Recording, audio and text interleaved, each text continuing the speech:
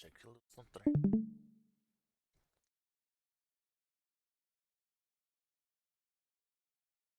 Here. Okay.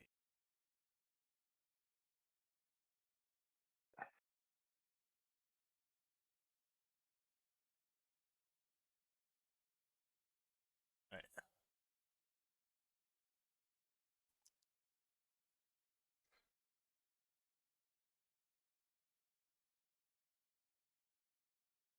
Right.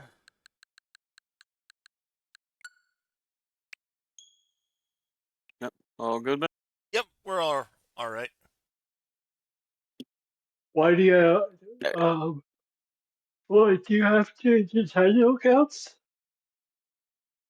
I'm sorry. Yeah, I saw two Nintendo accounts on when you went to play the game. Oh, that was my that was the old Link account that I had when I started up. I did that playthrough of Breath of the Wild because I had Oh, a you didn't want to overwrite your other data. no, because I went ahead and I just used I just made a completely separate profile for that so I could I wouldn't have to worry about only having the one save slot. At least what I believed was the second save slot anyway.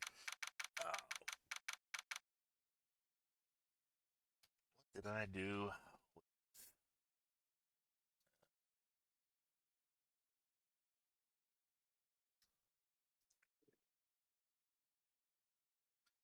We were on the second part of the trial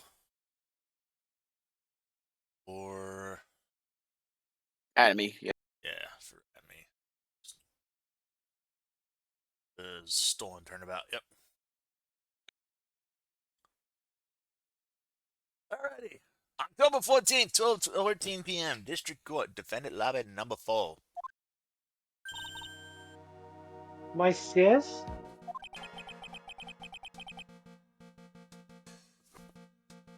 I could have sworn I heard Mia's voice. So then she's still alive inside your heart? Oh, this is Jay. Yep. Hey, Nicky boy, Nicky boy. Oh, Mr. Light.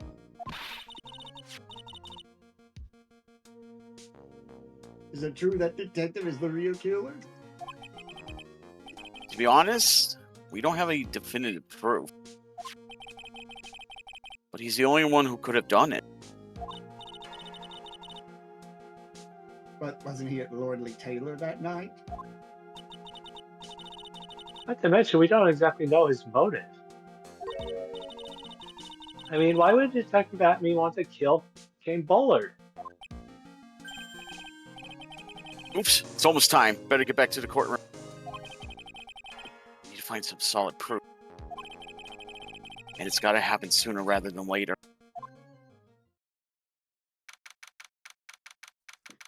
October 14th, 12:21 p.m. District Court, courtroom number 6.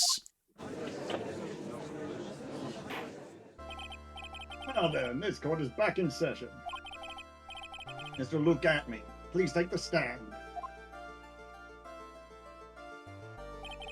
Well, how do you do, sir lawyer? I never would have thought to see you acting so recklessly. Could have let them hand down your verdict just yet.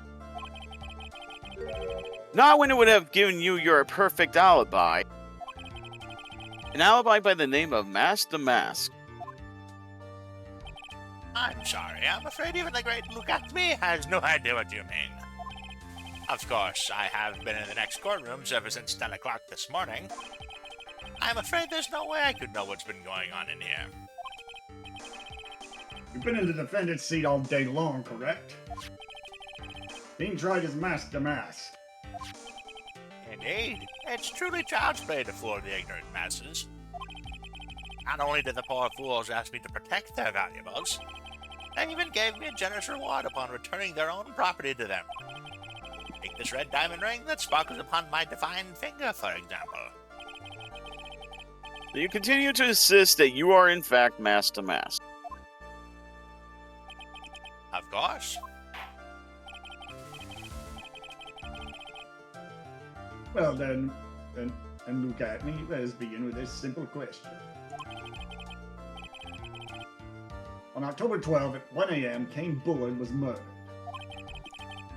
Where were you at that time? One without knowledge lacks even the knowledge that he should be ashamed of himself. But don't worry, I will not hold it against you, Sir Judge. Thanks. All right, Mr. Adme. The night of the murder, speak. We're all ears. As you wish, Sir Prosecutor.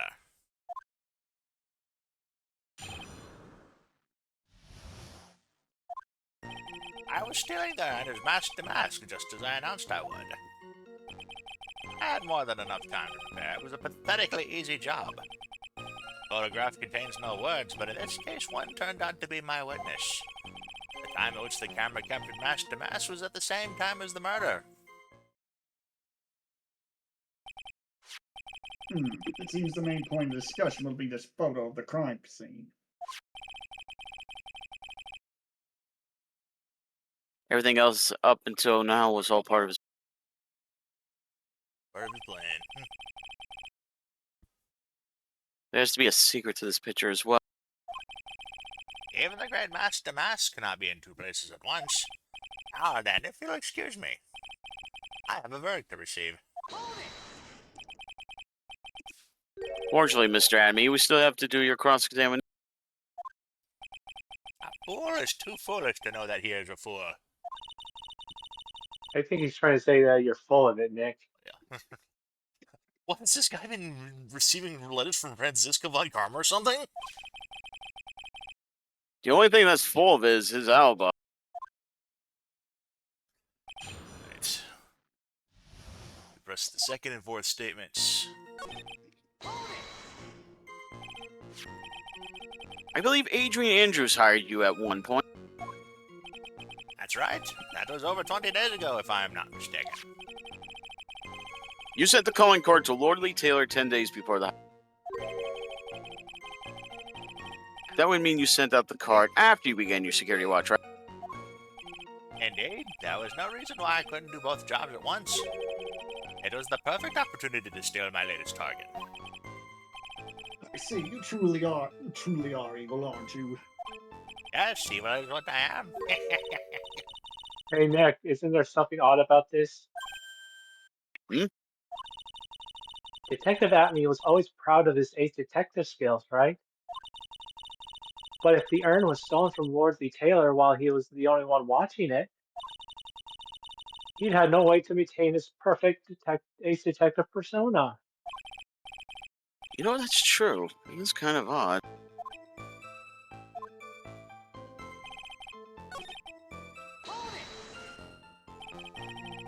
About the camera that took this photograph. Oh, come now. It's all too clear what you're thinking. Huh? You think I altered the timestamp on the photograph, don't you? I'm afraid that's impossible. The camera was set up by Lord Lee Taylor, and on top of that, it was Lord Lee Taylor's staff that printed the picture's data. Fortunately for the defense, there's no way that picture could have been altered. I see. Looks like I better find something else that could be suspicious. So this alibi is false? It has to be, or he couldn't have killed Mr. Bullard and KB Security. But I'm not really spotting anything unusual. There are two possibilities. Either the mask-to-mask in the photo is a fake, or the photo itself is. Alright. So now we need to press the third. So by photograph, you mean this piece of evidence here. Is that correct? Indeed it is, that's it. The very thing that proves I committed the crime. The very thing that proves you committed the crime. Surely even you understand by now. The Taylor provided that camera. There's no way I could have tampered with it. That means I could not have killed Kane Bullard unless I had an accomplice.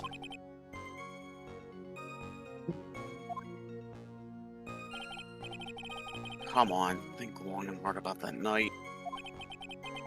The basement warehouse and this picture that supposedly captures it. It's gotta be here. Isn't there something funny about this picture? You bet there is. Yeah, you bet me there is. Are you implying this picture's a fake? You bet I am. There's definitely something strange about this picture. We took a look around the basement warehouse that night before the theft took place.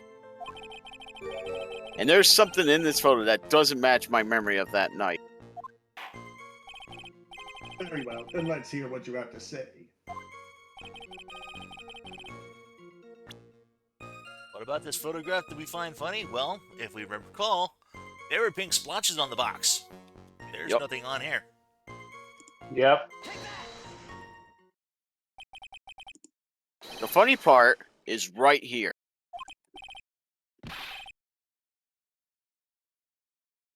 Why, this is a blood stain. Ah, blood. Ah, blood. Now this case is getting interesting.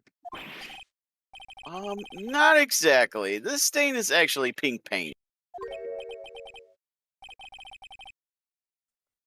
Oh, just paint, and peach colored at that. From blood to peaches? Judge sure loves going on his wild tangents. The problem with this photograph is not the paint. The problem is when you consider the layout of the basement warehouse. It turns out that something that should be there is nowhere to be seen.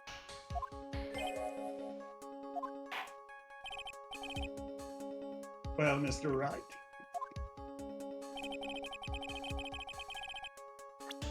So what's supposed to be in this picture is Ami Faye's golden statue. Yep. The supervisor of the treasure exhibit stated the following. Well, there's a good reason that on the day of the crime around noon, that golden statue was just happened to arrive from the mountain train hall. I realized that statue would be the perfect size for covering up the paint stains. That's why I put it where you first saw it. I myself was there the night the theft took place and saw the statue in that spot. If this picture was truly taken on that night, then that statue shouldn't have been there. But when I went there the day after the theft, that statue in the old bag was sitting in the corner.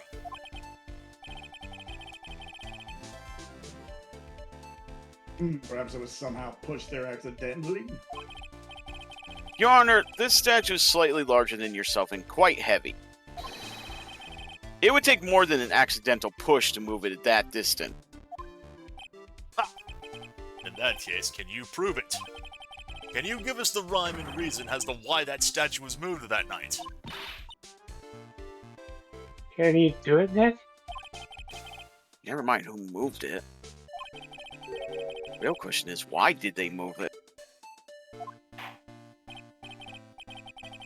Mr. Wright, hope you're prepared with your answer.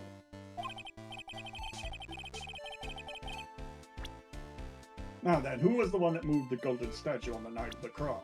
Oh, that would be, I want to guess it's at me. That would be, yeah, at me. The one who moved the statue is none other than Luke Atme. Come now, Sir Lawyer. Here you go again on one of your strange delusions. Mr. Wright, what basis do you have for your strange delusions? It's very simple. The witness was the only one in the basement warehouse that night.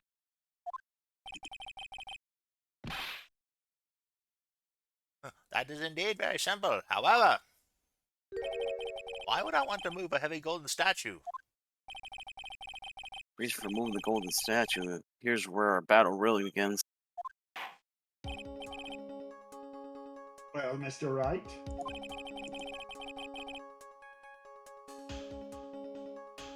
What reason did the witness have to move that statue? The reason can be found here in this photograph. Look at me, you pretended to be masked to mask. To create an alibi by showing you were at Lordly Taylor that night. But this photograph contains a single fatal flaw. If the statue had been there, your lie would be exposed like cheap film at a drugstore. That is why you had to move the statue. A single fatal flaw? Interesting theory. Please enlighten us. Just where in this picture does the lie exist? Timestamp. Naturally, the lie in this photo is the timestamp. What do you mean? I'll tell you exactly what I mean. On the night in question, Luke Atme went to KB Security and murdered Kane Bullard. Therefore, it's obvious. It would have been impossible for him to have been at Lordly Taylor at this time.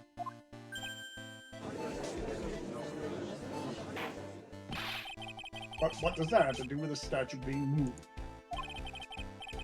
Remember if you will, Your Honor. When was the statue placed beside the warehouse door?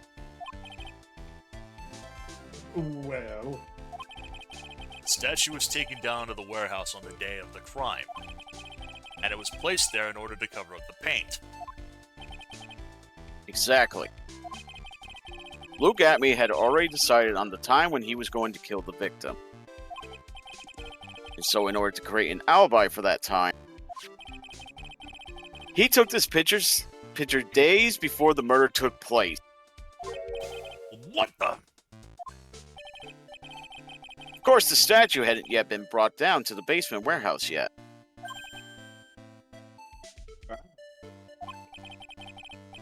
So on the day of the crime, Mr. Atme must have been quite nervous.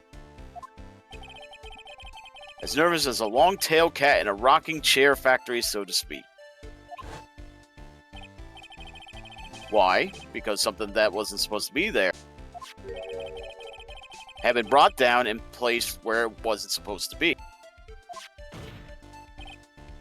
And that is why Luke Atme had to move the statue on the night of the murder. He did it to make the room match with the way it had been in his photo. oh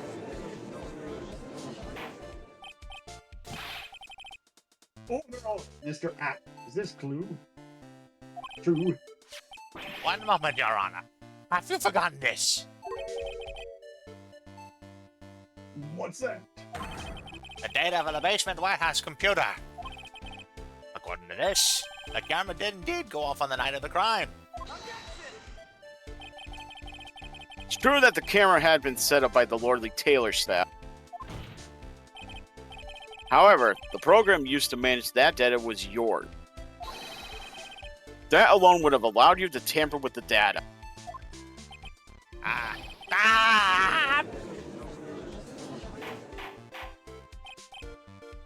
Order. Mr. Godo, what is the meaning of this?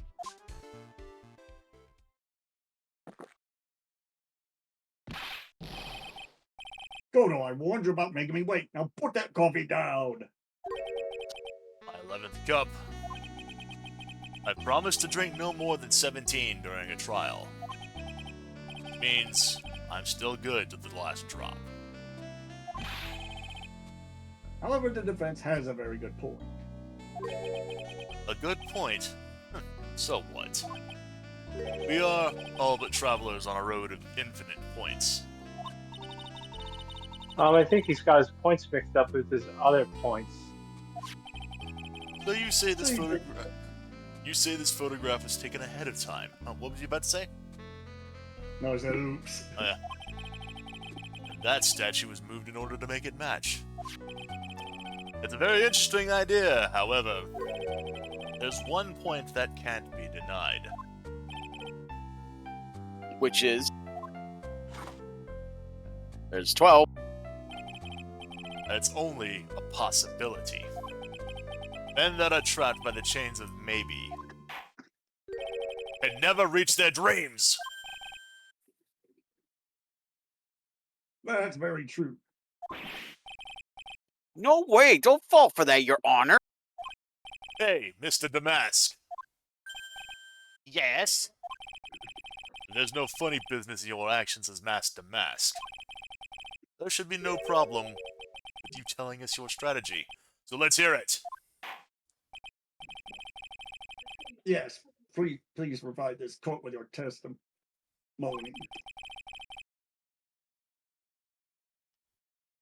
About your plan to steal the sacred.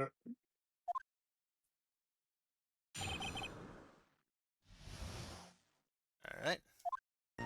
I first received the request from Lord Taylor about 20 days ago. The owner was placed in the box in the valley. It was sent to the warehouse. Hence, I was actually unable to see the urn for myself until the day of the crime. I knew it was an extremely valuable treasure, so I sent my card 10 days beforehand. I then handled security by myself to ensure that the crime would go smoothly. At last, I held the urn in my hands for the first time at 1 a.m. on October the 12th. That's pretty much all stuff we've heard before, isn't it? Yeah, but we will find the truth hidden in the nuggets of new information he gave. Witness, you're sure there are no mistakes this time? Valley. Very well then, Mr. Wright. You may begin your cross-examination.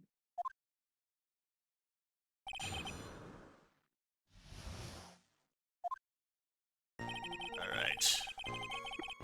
So, either the second, third, fourth, or sixth, we have to present the calling card. Because the funny thing is, there is actually something very funny. The security at Lordly Taylor, I will be coming to purloin the most priceless work of art on display at your Treasures of Crane exhibit. Take good care of the speckled urn, won't you? Yours truly, Master Damask. Speckled urn. Yeah. How would he have known that the urn was speckled? Exactly. Yes, Yep. that's exactly. Mr. Atme, if you really are Master Mask, then you also wrote this calling card, correct? But of course. Is there a problem with that calling card? Allow me to read a passage from the calling card that Master Mask had written. Take good care of the speckled urn. Now the speckled here. Surely refers to this pink pattern on the sacred urn. Yes, that is true, but so what? Truth be told, there is no way that Master Mask could have known about this pattern. What do you mean? This pink spotted pattern on the urn is actually nothing more than paint stains. Paint stains? And these stains did not appear until after the urn had been taken to Lordly Taylor. Ah! I'm not finding this joke to be very funny, Mr. Trite. Day that the sacred urn was taken to the warehouse. Are you is it your coffee stain? Is it just your coffee stain, or is that you? The urn was broken due to human error, or should I say, an error-prone human. And that's when the pink paint got on the urn. You can't be serious. And yet this calling card clearly mentions the paint pattern. Which means Detective Atme had seen this urn long before the crime ever took place. In fact, he saw it when this fake photo was taken. And because this photo is a fake, your alibi for the night of the murder no longer holds water.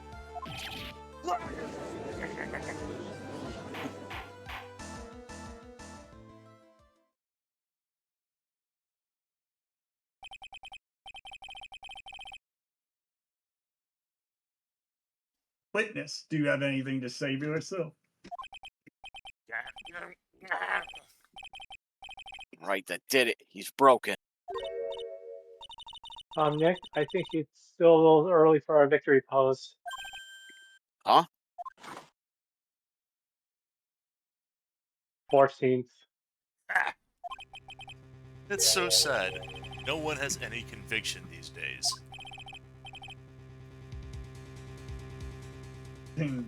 Conviction, you say? Yesterday, we've all decided unanimously that this man was masked to mask. And now we're calling him a murderer. You don't think we're being a tad fickle? That's a good point. No way! Don't fall for that, Your Honor. That too, Your Honor. You say that Luke Atme was the one who killed Kane Bullard. Then let me ask you this. Why would he do that? An excellent point. Motive, Mr. Wright, motive. I do my married murderous motive manifest. Nick, he's getting his second wind. He prepared an alibi and pinned this crime on Rhonda Light, as you say. Must have had a very strong motive for murder. The only one with any motive we've seen is Rhonda Light. Isn't that right, Detective? Indeed, according to my own research, the boy's motive is clear. Without a motive, it's nearly impossible to prove guilt in a murder case.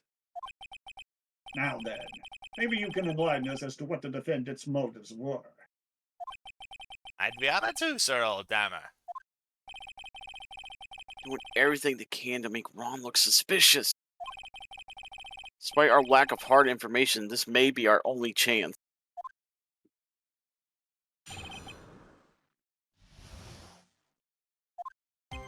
Hi, look at me. Had no points of contact with the victim whatsoever. And Bullard decided to investigate mask to mask and simply mistook who he was. It was Mr. Bullard who wrote the blackmail letter and sent it to Ron Delight. And it was again Mr. Bullard who'd harbored a grudge against Mr. Delight for his betrayal. Mr. Bullard's mistake is quite excusable. The defendant truly believes he is masked to mask. That is why Mr. Delight saw fit to kill Kane Bullard. Truly a tragedy.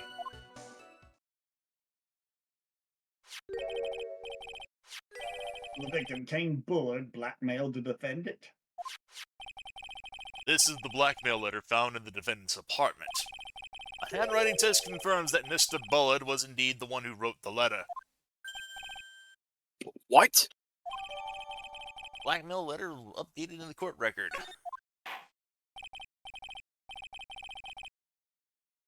Very well, Mr. Wright. Begin your cross-examination.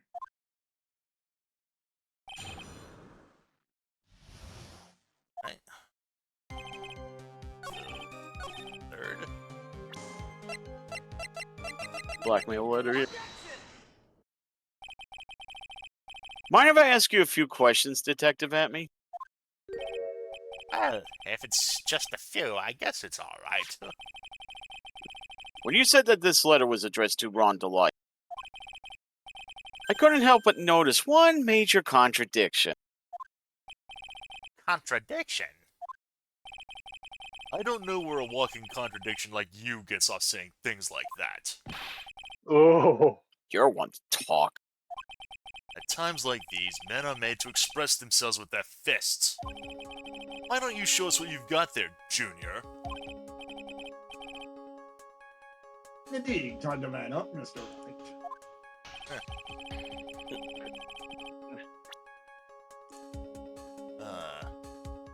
So... That'd be the newspaper clipping.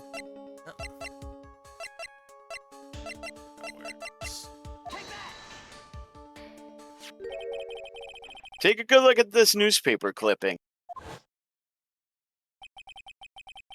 It contains a picture of the tear of Eminon, the stolen jewel.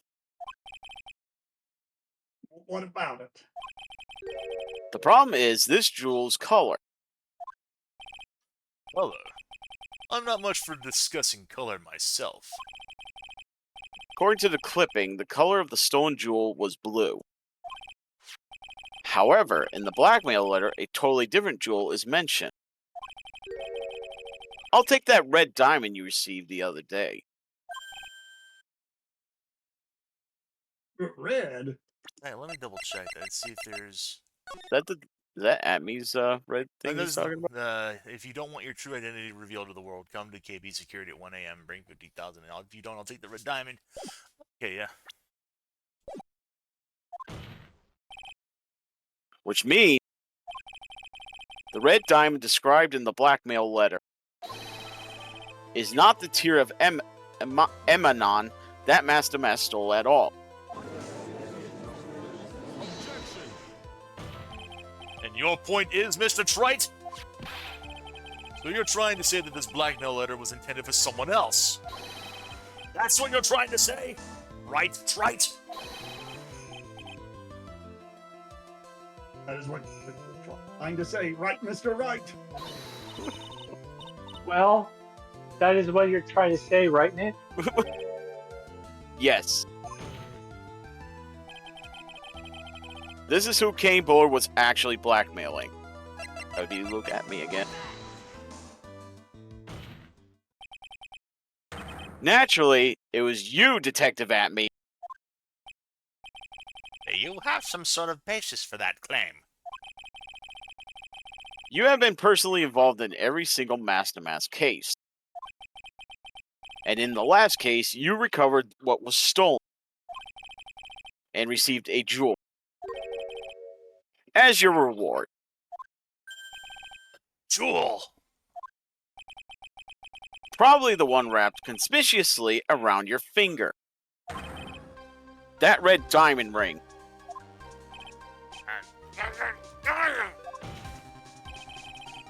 That is the diamond referred to in the letter. Which means that Kane Bullard wrote that letter in order to blackmail you.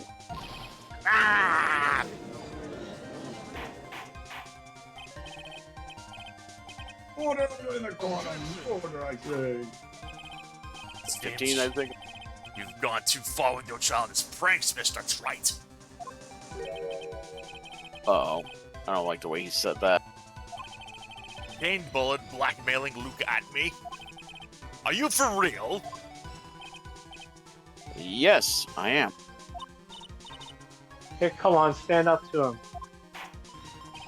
Then answer me this. The blackmail letter contains the following passage. If you don't want your identity revealed to the world, Yes, it certainly does. Kane Bullard threatened to make Luke Atme's identity public knowledge. An identity he wanted to keep a secret. So just what was that identity? Atme killed Kane Bullard because he was afraid of his secret becoming known. What was the identity he wanted to keep secret? This is what it all comes down to, Nikki. The identity that Luke Atme wanted so desperately keep secret was his identity as Blackmailer. Luke Atme was a blackmailer. Objection! Hey now, isn't that a little different from what you've been saying? You said that Kane Bullard was the one blackmailing Luke Atme. Are you saying that Atme was blackmailing someone else on top of that? Well, you have to admit, that does sound a little odd. It's not odd. It's the only thing that makes any sense. Kane Bullard was blackmailing Luke Atme. But Ron DeLite was also being blackmailed by a certain someone. So did you start receiving blackmail letters after this incident? Yes, just a few days after the tier of Emanon heist. After that, I started getting the plans in the mail. I received plans from some very kind person. Incredibly detailed plan. Detailed plans. In which case, that would mean that Ron DeLite was actually Mask to Mask. That is what we are claiming. Someone else came up with the plans and had Mr. Delight steal his targets for him. And that someone was none other than Luke Atme. Silence!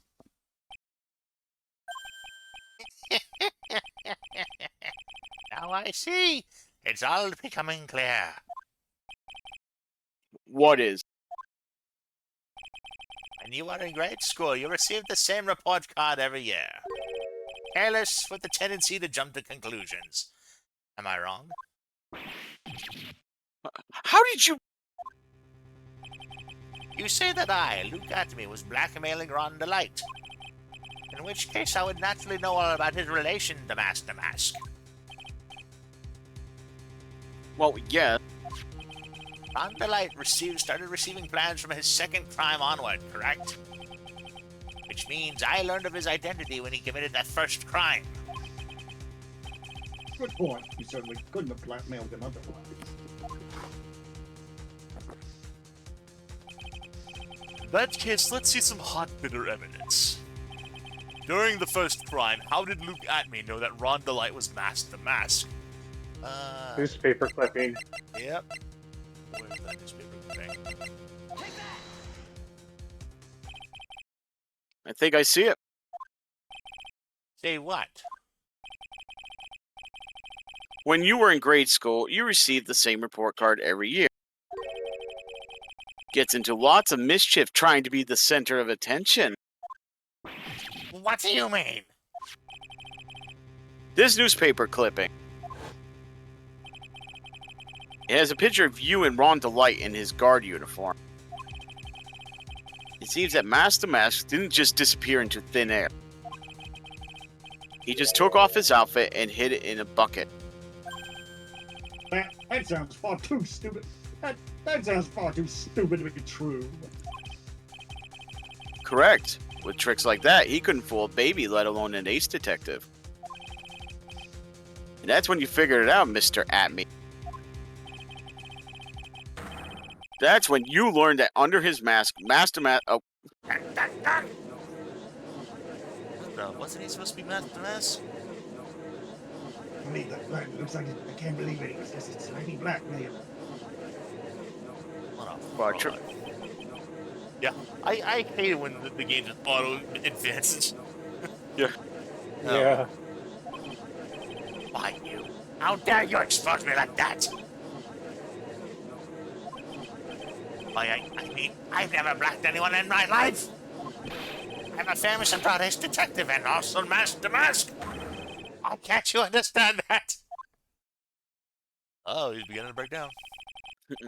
I'm afraid you are neither a proud thief nor an ace detective. You're a blackmailer and a murderer. That is your true identity. Why, you? How dare you even do that? Confront the doubts. Why not try to do everything else? Oh my God! You're a fool! None of you can compare to my genius shotgun. Disgrace me!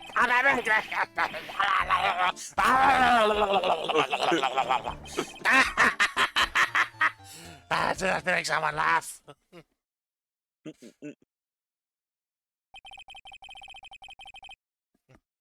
Are you done spat as a gown, sir? It would finally eat. Sorry. No, I was trying to read the real line, but He basically said we seem to have finally came to the true answer. Yeah. That was quite a performance by Atme. Baylor, please prepare a cell for Mr. Atme. Objection. Uh-oh. That should be his 17th cup. The hammer that strikes too fast has no time to aim. What do you mean? I'm already prepared to deliver my ruling. Allow me to say one thing. I will be the one to judge. You don't get much more in your face than that. It appears that your claws weren't quite sharp enough, Mr. Trite. What do you... It's true that you've proven a lot of things. Things like Luke Atme being a filthy blackmailer. and that he wasn't at Lordly Taylor the night of the murder. That's right. That's why he's the one who killed Mr. Bull. But there's still one thing you have yet to prove. What's that? Just because he wasn't at the warehouse doesn't mean he was at the murder scene. Therefore, if you can't prove that this pitiful excuse for a man was at KB Security, then I don't see how a verdict can be delivered. No way! Yes. Order in the court. Well, Mr. Wright. That's it. This is the final round. Got to prove that Atme was at Mr. Bullard's office on that night. But can you really prove that? That's long enough, Mr. Trite. I want to hear your answer. That night, Lou Atme was at KB Security and the defense. Actually, can't prove it. I can't prove it. Just as I thought.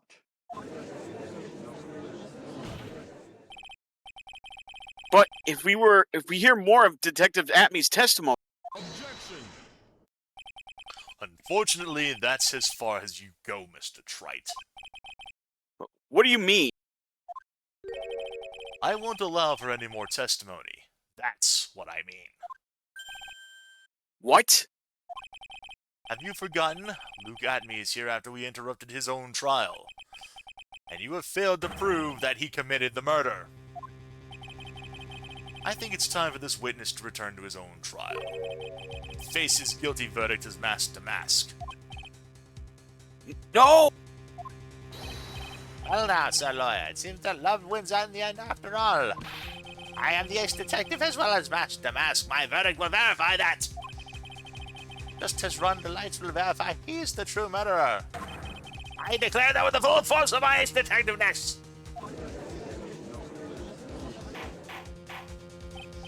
Order in the court. There's enough deliberation over this witness. I can't believe this. At this rate, Ron is... Don't give up now, Nick. We still have tomorrow. We can look for more evidence and... By then, it'll be too late. Huh? Why?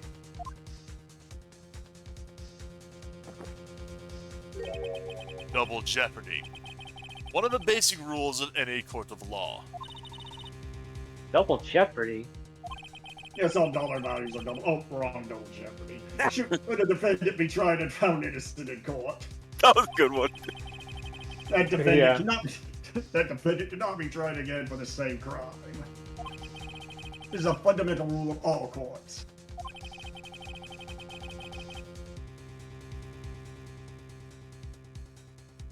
That applies to this witness as much as it applies to anyone else.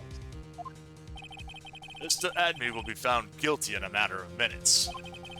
Guilty has mask to mask, which means... He will be innocent as far as the murder of Captain Bullard is concerned. No way. The fact that you were unable to prove Mr. Atme's guilt of that crime means that he will never again be tried as King Bullard's murderer.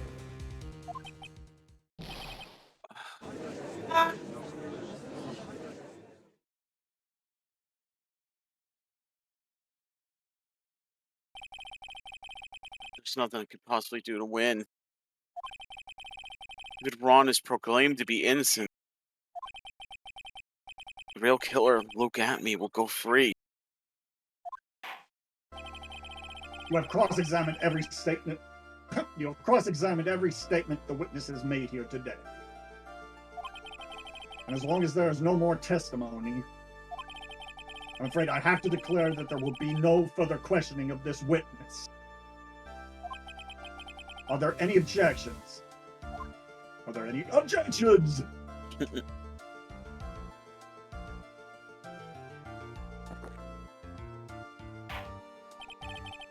Then I hereby end the cross-examination of Luke Atme. There's an objection. I think I see it. Your Honor, when you were a child, this was on your report card every year. Has poor hearing and often makes mistakes as a result. How did you... Phoenix, raise your head up high. Have you forgotten what I used to tell you? A lawyer is someone who smiles no matter how bad it gets.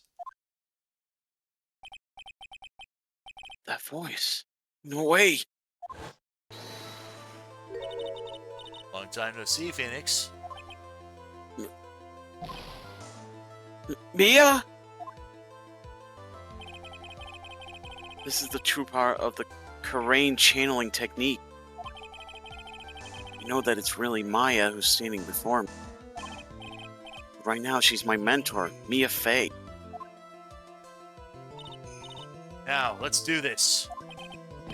But what? There's nothing more we can do, Mia. Without any more testimony, I can't cross-examine. Not yet. The testimony's not over yet. What do you mean? Your Honor, just now you said something very interesting. You have cross-examined every statement this witness has made here today. Yes, that's true, but... Unfortunately, Your Honor, you're forgetting something. Earlier, after the last cross-examination, this witness made a number of remarks. Well, now, Sir Lawyer, it seems love wins out in the end after all. I am the ex-detective as well as Master Mass. My verdict will verify that. Just as Rondelites will verify he is the true murderer. I declare that with the full force of my ex-detectiveness. How did he know that he was the murderer? Yes, but these comments appear to have no importance whatsoever. Very well, then we shall prove their importance via cross-examination. At any rate, as long as the witness has made these remarks, we, the defense, assert our right to question them. Is that all right with you, prosecutor? Is something the matter, Mr. Godo? Ah, nothing. Oh, Sir Lawyer, looks like you are one step too late. If you think such falsehood will do anything to me, look at... Let's hear it. Huh? It's true that the witness made some remarks. So then, let's hear this last bit of cross-examination. Mr. Godo, what are you... Very well, then, Mr. Lugatny. I'm going to allow the defense to cross-examine your earlier remarks. The defense would like to hear why you declared the defendant to be the true murderer. So please, give us one last bit of testimony. Phoenix, this is it. This is our absolute last chance. Yes, Chief.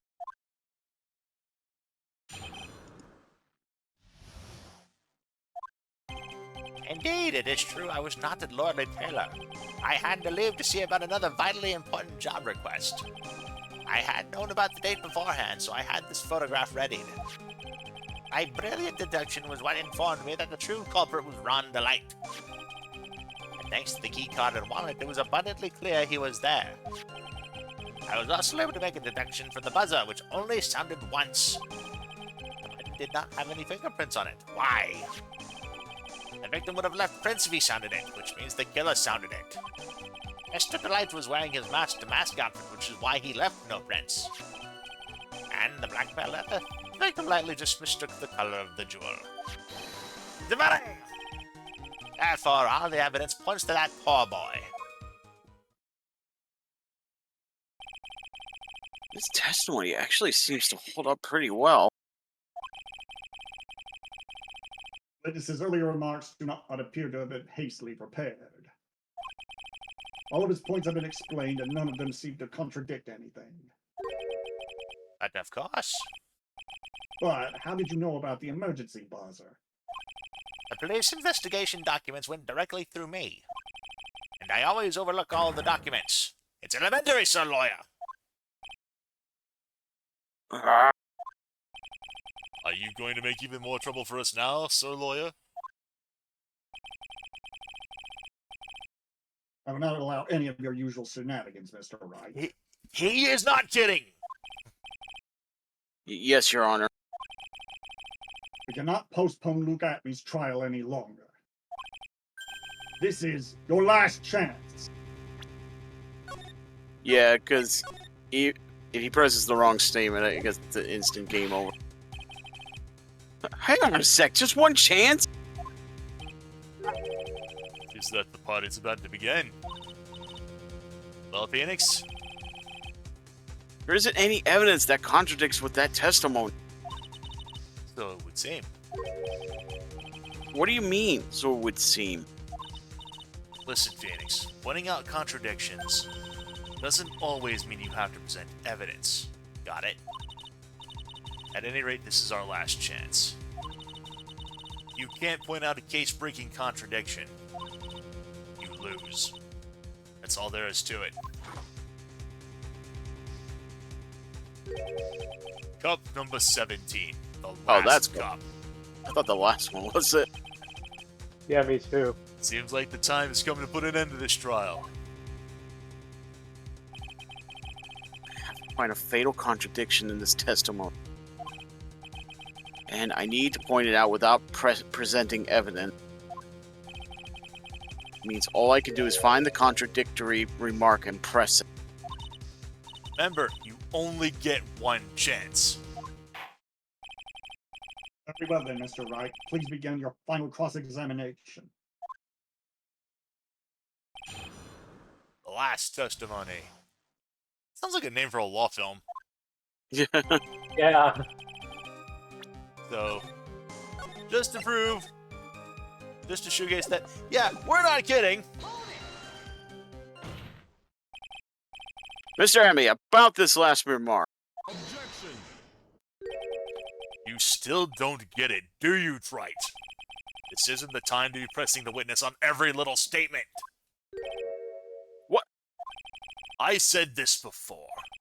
There's still one thing you haven't proven. That this scum was in Kane Bullen's office that night. And now, it's time for me to drink my last cup! Mr. Wright, I will hold you to your end of the bargain. Oh, holy shit. Yeah. That's enough. This court sees no reason to further prolong this trial. Nor is there any need for more time to decide the case against the defendant. This case is extremely clear. I see no room for misinterpretation of the facts. This court finds the defendant, Ron Delight, guilty. The accuser will surrender to the court immediately, to be held pending trial at a higher court within a month from today's date. That is all. The court is adjourned. Rondo, it's all of a sudden there. It's the. Yeah, we're just gonna go ahead and reload that. So we want the press the ninth statement that he was 2, 3, 6, 7, 8, 9. Mr. Emmy, about this last remark. You still, Oh, wait, what? Yeah. No, we're gonna keep going there. You still don't Okay. get it, do you, Trite? This isn't the time to be pressing the witness on every little statement. I'm afraid you're the one who still doesn't get it, Mr. Godo. Yeah, see, this is what you would have like tripped up like some of the characters like wait, what? Did we fuck up? What? Mr. Emmy, it seems you have finally admitted it. That you were in the CEO's office on the night of the murder. How can you say that? Let's review your testimony, shall we, Mr. Atme? The button did not have any fingerprints on it. Why? Mr. Delight was wearing his mask-to-mask outfit. Is that correct? Indeed, that's what I said. My deductions are absolutely foolproof. More like your deduction proves that you're a fool. Oh, burn! Oh. I'm sorry, whatever do you mean? For some reason, I'm starting to get really thirsty.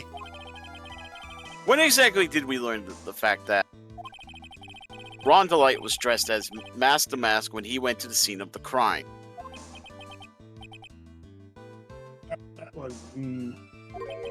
It was just a few hours ago. Back when my sixth cup was looking at me with a cold stare. Huh? Oh, did I forget to mention it before? I'm sorry. I just never had a chance to mention it up until now. That's right. The defendant had yet to tell anyone else this fact before this morning. Therefore, the only people who should know this are those who have been watching this trial.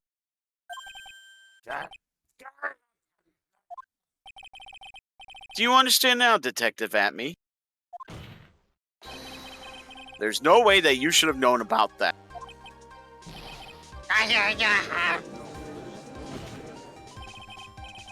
You were in the next courtroom being tried as Master Mask. So then enlighten us. Just how did you know about that piece of information?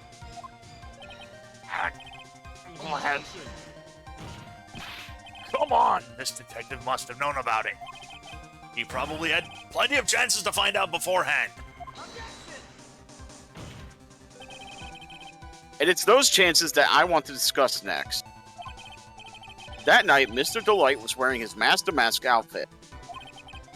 There is one and only one way for Detective Atme to have found that out.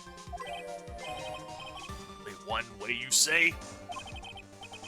Please recall, if you will, Mr. DeLite's testimony. When I entered the office, there was a suspicious shadow there.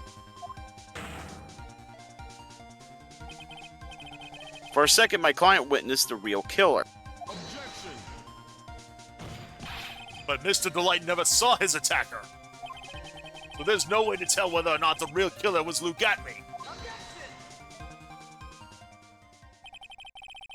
It's with that statement that I'll turn this case on its head.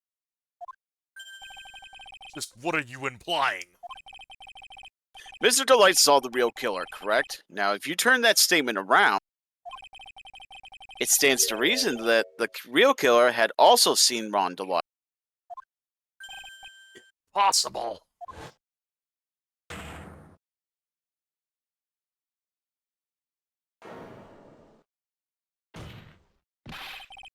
Detective Atme, you saw Master Mask at the murder scene that night. You saw him when you killed Kane Bullard and assaulted Ron DeLite.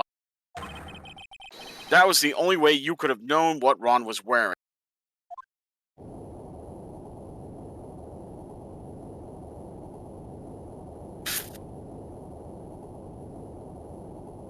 Oh, he's about to explode.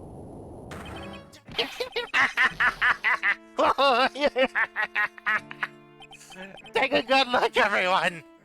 Unable to find a rival worthy of my genius. I was forced to create one by myself. I am the tragic clown.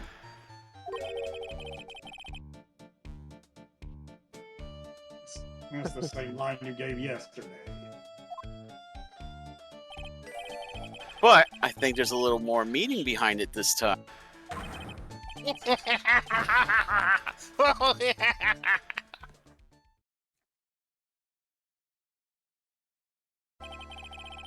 An awfully complicated incident.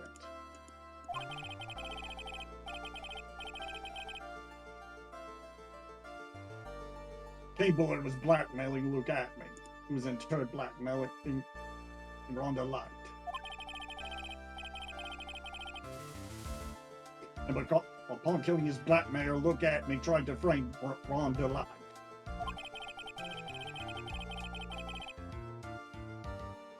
He then claimed to be guilty as Master Mask in order to escape his true color.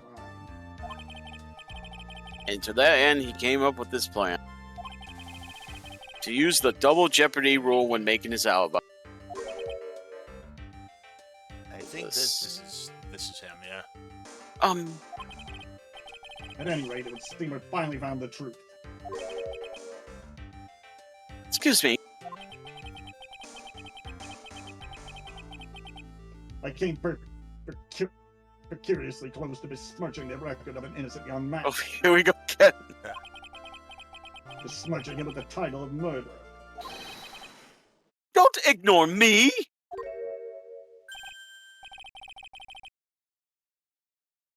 Oh, I didn't realize you were there. Why wouldn't he be? About the verdict. I know you never committed any murder. That's right. I'm so glad you understand that, but I really am Master Mask! Uh-huh. So thanks to that trial yesterday, I'm innocent now, right? What was it you said? Double jeopardy? Now that you mention it. I've been careless. Careless. What do you think, Mia? As the defendant says, the rule of double jeopardy is absolute. A defendant can never be tried twice for the same crime, and a defendant can never be tried twice for a crime in which he was once found innocent. Then, Master Mask is really innocent? It would seem so. For now. For now. Now then, the court finds the defendant not guilty.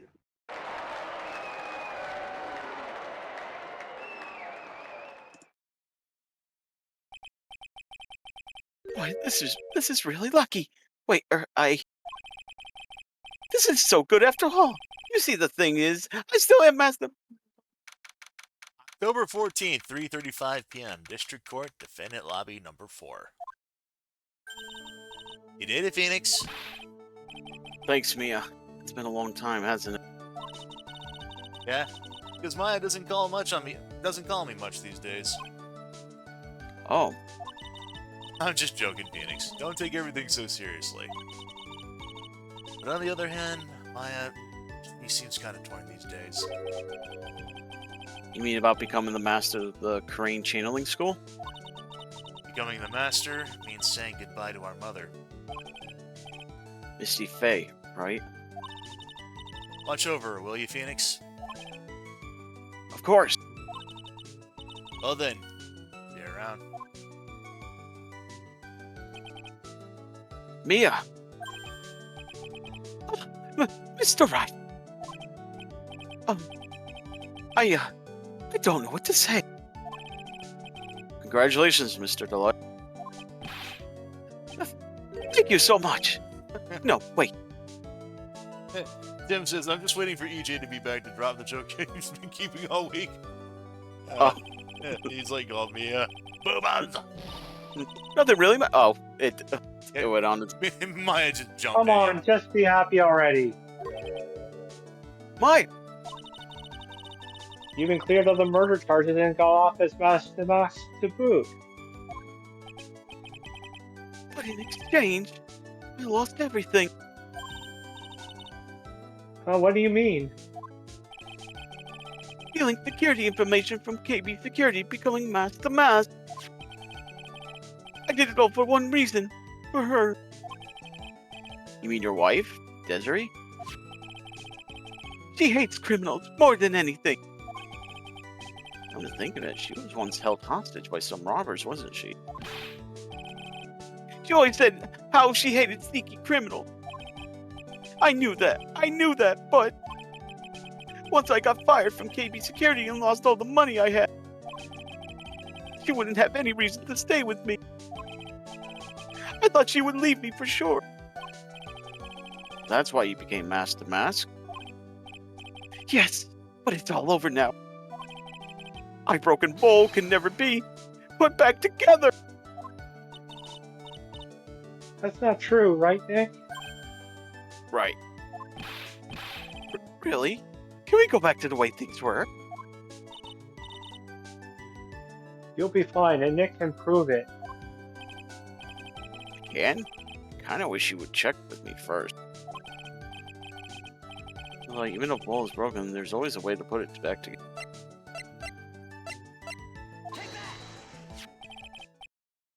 It's the sacred urn. He was the one who found it. Desiree, your wife, she's always believed in you, Ron. That's why you'll be fine. You don't have to worry about anything. Oh, this is Jake. Ah, there you are. Mr. Light. You did it, Ronnie. You're innocent. I'm so happy. Thank you. I appreciate that, but I I suppose you don't want anything more to do with me, do you? Ronnie, why didn't you talk to me about what was going on? I had no idea you quit KB security. I never imagined that you were really masked to mask either. Mr. Light, what are you going to do now that you know? You're not going to really leave him, are you? Go on, it's obvious, isn't it?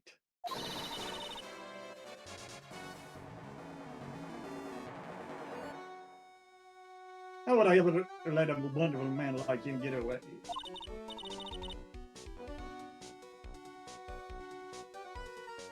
After all, my bike's really fast. So fast that there's no way he could ever get away. And Jim says this guy's about to get the screwing of his life. Hope he has ointments for soreness. But didn't you say that you hated criminals?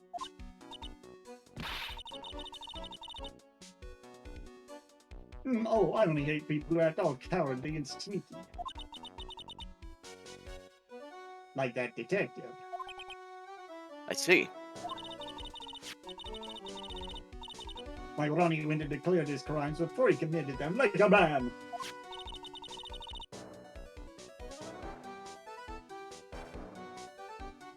I just love a man who's so chivalrous. Chivalrous? I knew I was right about you. Every day I spent with you was filled with thrills and excitement. Desi. Desiree, you really do love Ron, don't you? I love just seeing the two of them together. Just Ron and Desiree Delight. That just makes my heart. Nicky boy. Yes?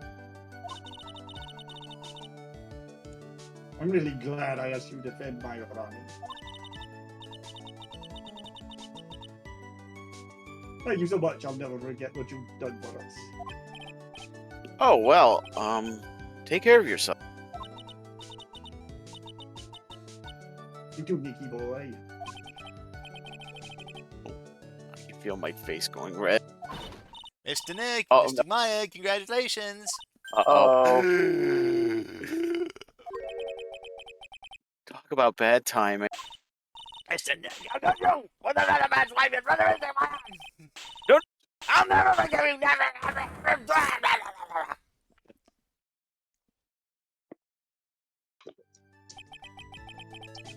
So just as the case came to a close, so too did my consciousness.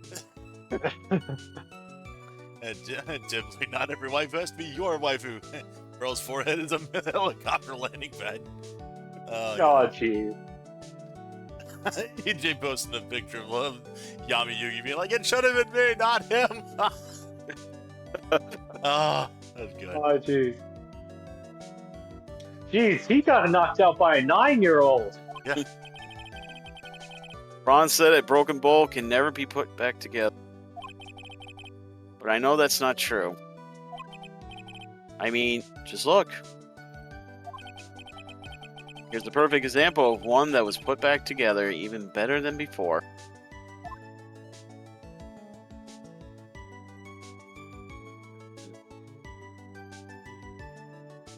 So one of the great things that I love about seeing Ron and Desiree together is that one of the later games, I believe it's the second Miles Edgeworth game, you actually see them kind of like hanging out in like a sort of a background.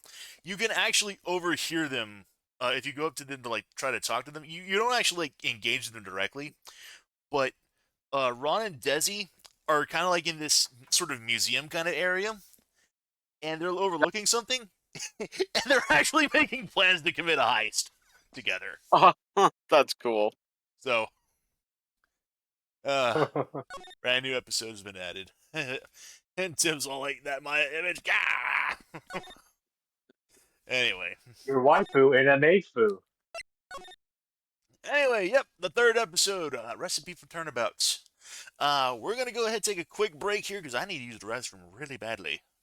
Yeah, I'm gonna grab some water so I can. Yep. So yeah, we'll be right back in a few minutes. All right. We will be back after these messages. After these messages. After these messages. We'll be right back.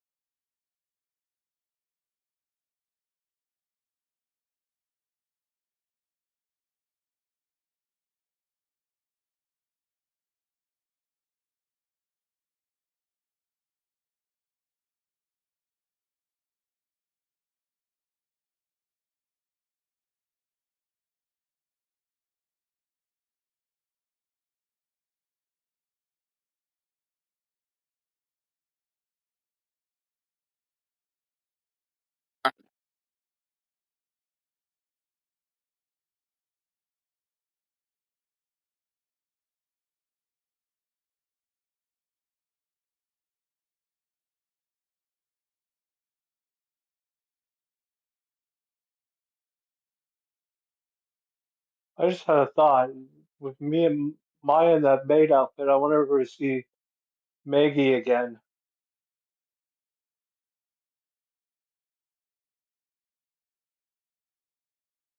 Because she said in the last game she was going to become a server.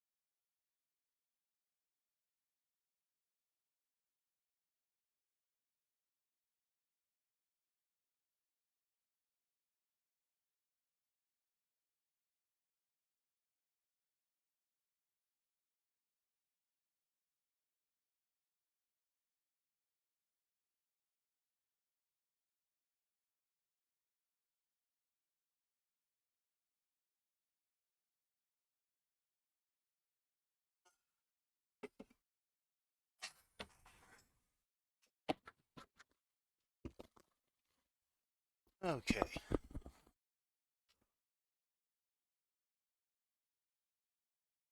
Everyone back? Yeah. I don't hear radio, so. He said he was back, but I don't hear him right now. Yeah, easy. I'm back. Oh, there he is. All right. So this next case is going to be kind of fun, but there are a few minor things that I kind of dislike about it. But we'll get into it when we get into it. I said something earlier that do we see Maggie Bird again in this one? Okay. This is you, Jay. What's Wasn't this? me, I swear it wasn't me. This is going on its own. Yeah. No, you're wrong. I know what I saw. I saw. I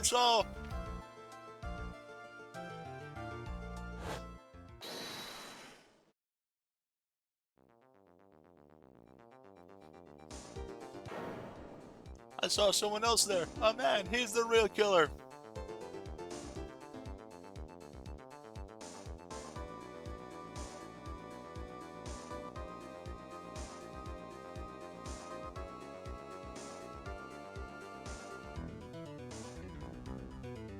Why won't anyone believe me?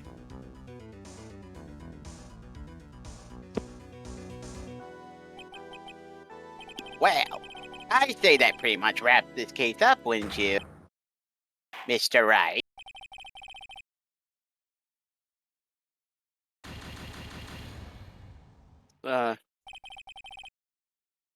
And Jay's not even here. Yeah. We couldn't pause this, Ben? Or, I mean, I could probably reload it, but it's not really that big of a deal.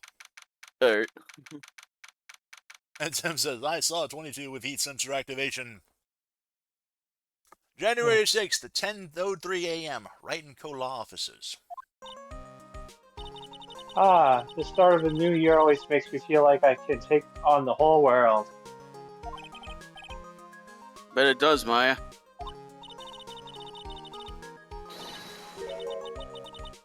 So I've decided that our resolution should be stuff high, take on the world. What do you think? Sure, whatever. Sure, whatever, Maya. But I think maybe you've had more than enough mistletoe cake. Never, you've got to eat a whole lot of cake during New Year's. It's practically a tradition. Like watching the fireworks on TV or playing a board game. Oh, this is Gumshoe. Hey, pal. What's up, Gummy? Detective Gumshoe. Happy New Year, Detective. Likewise. Now listen up, right? I wanna... Here's to another fruitful year for lawyer-police cooperation. Yeah, me too. Alright, pal, you've got some explaining to do. Have you got a holiday present for me, Detective? A what? Well, here, have this. It's really nothing much, but... Yay, thanks! Look, pal, we need to have a talk. Take a seat. Hey, what about Pearly? You haven't forgotten her present, have you? No, I mean, yes, I mean, no. Are you doing this on purpose? Guess I'm busted. How did you like my first practical joke of the year? Very funny, pal. Now let's see how funny you think this is when I show you this. What is it? Magazine? Hey, I want to see it. Deadly poisoning brings guilty verdict. Defense attorney Wright trounced. Trounced? Let me see that. The defense attorney gave an almost childishly amateur performance yesterday. What the heck is this? It's a report, pal, about you. Mr. Wright must take full responsibility for the ruling in this case.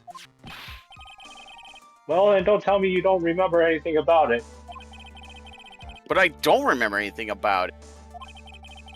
When was this issue? When was that issue from anyway? December of last year, which I guess makes it a month. Which makes it old news, you mean? But I wasn't involved in a poisoning case in December.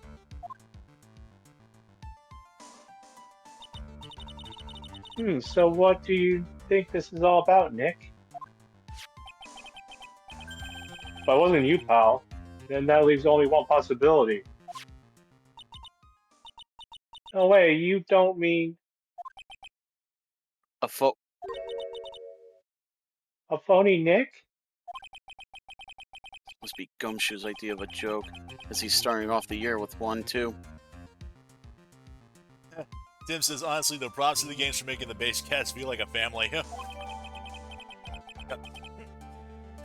Magazine clipping added to the court record. Says I was charged and my client was found guilty. So what are you going to do about it, pal? What do you mean, what am I gonna do about it? Well, it's your fault that the judge found the defendant guilty in this case. My fault? How do you figure that? Because the Phoenix Wright is super famous now? Well, maybe sort of. Yeah, see what happens when you hotshots start getting full of themselves? They didn't do anything wrong. At least not that I can remember. You better make this right, pal, now. And that means taking the case back to court, got it? Sounds like we've got our first case of the new year. Let's tackle it with gusto. I don't know. The judge already issued a guilty verdict once in this case. Not gonna be easy to get it overturned. Guess that New Year's resolution is going to have to wait till next year. So you're taking the case, right? Good. I'm gonna head over to the courthouse then. After that, I'll go back to the precinct. Drop by if you need something, okay, pal?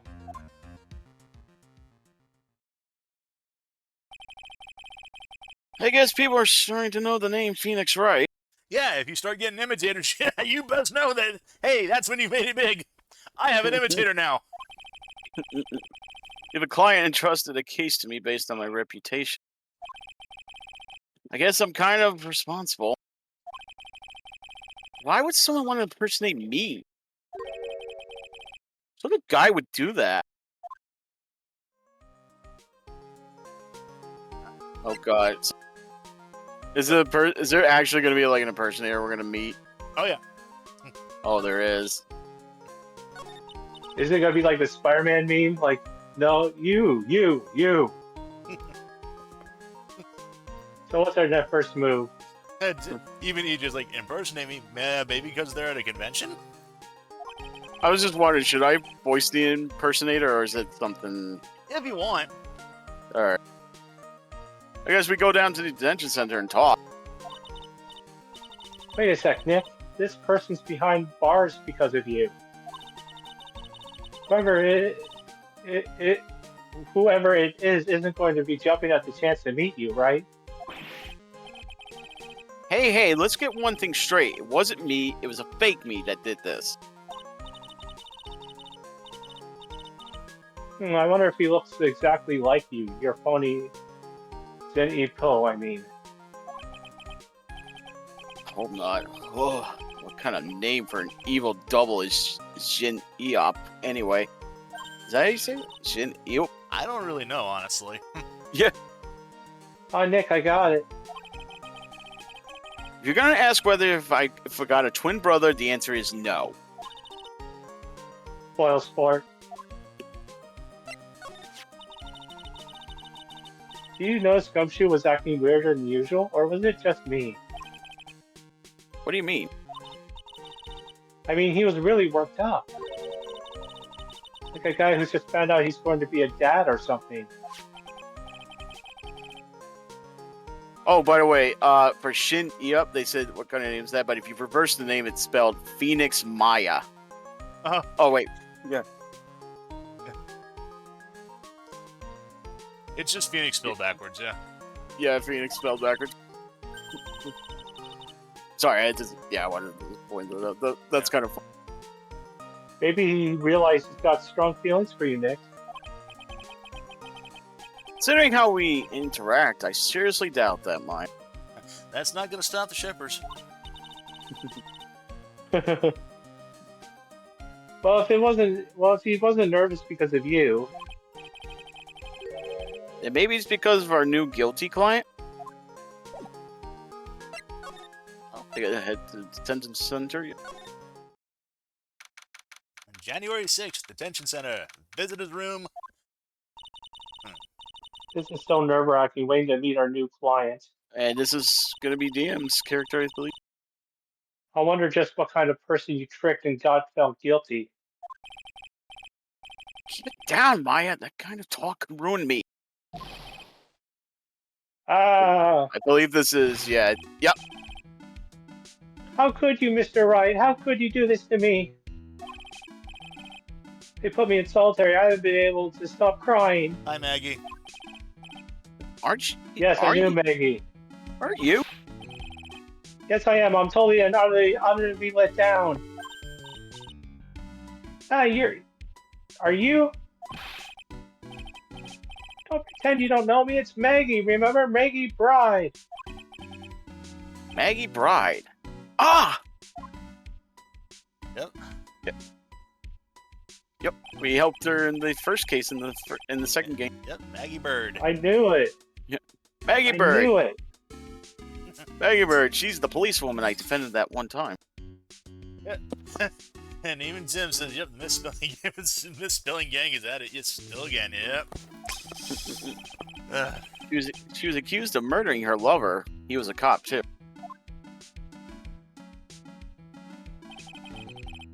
What are you doing in here? Didn't I get you a quit? Oh, sure. Very funny.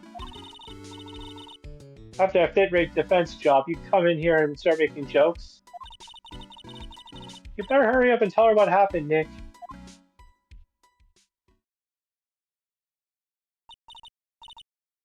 Oh, I see. So that's where we stand. That's me. Okay. So that's where we stand right now. I'm sorry you've been caught up in another murder.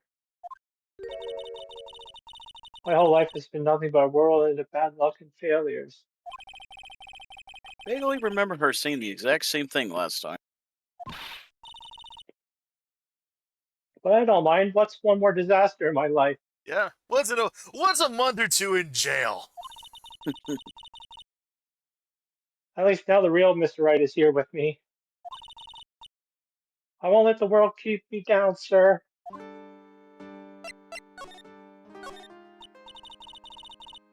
So how come you're dressed like that, Maggie? Last year you looked so sharp in that police uniform. I was fired after that incident last year. Yeah. Not surprised. Oh, I'm sorry. Okay, I don't mind one bit. I enjoyed being on the force, but I think it was time for me to move on. ACAB, right? So what do you do now? In the second act of The Life of Maggie Bride, I'm playing the role of a waitress. Waitress? Yes, in a French restaurant. It's a small place, but it's quite fashionable. My charming smile and sharply shapely figure came through for me. And the owner, Mr. Armstrong, hired me straight away, sir. I'd like to go ahead and go out for the meeting and just say that I'd like to go ahead and take Mr. Armstrong when we get to him. Alright. And then you got into this mess straight away, right? Yeah, you could put it that way. This recipe has been passed down through the Armstrong family for generations. That's not the right Armstrong. That's not the Armstrong you're thinking of. Yeah. This whole mess started on the 3rd of last month. It happened at Trabian. Trabian. Yep, it's French. Trabian. Traben. No, Trabian. Even Maya's like, Trabian? oh. Yes, it's a restaurant where good service and a friendly smile are always included. Oh. There were two men at the coffee table, both drinking coffee. And then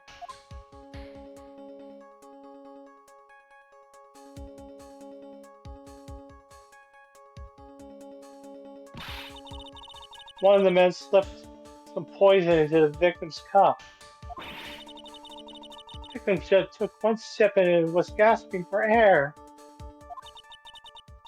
I was shocked. I passed out. Hey, hold on there, Maggie. What? Give me a second. I need to What? take a look at. You keep calling the guy the victim. Didn't you know the guy who was killed? Not at all. I never seen the guy before.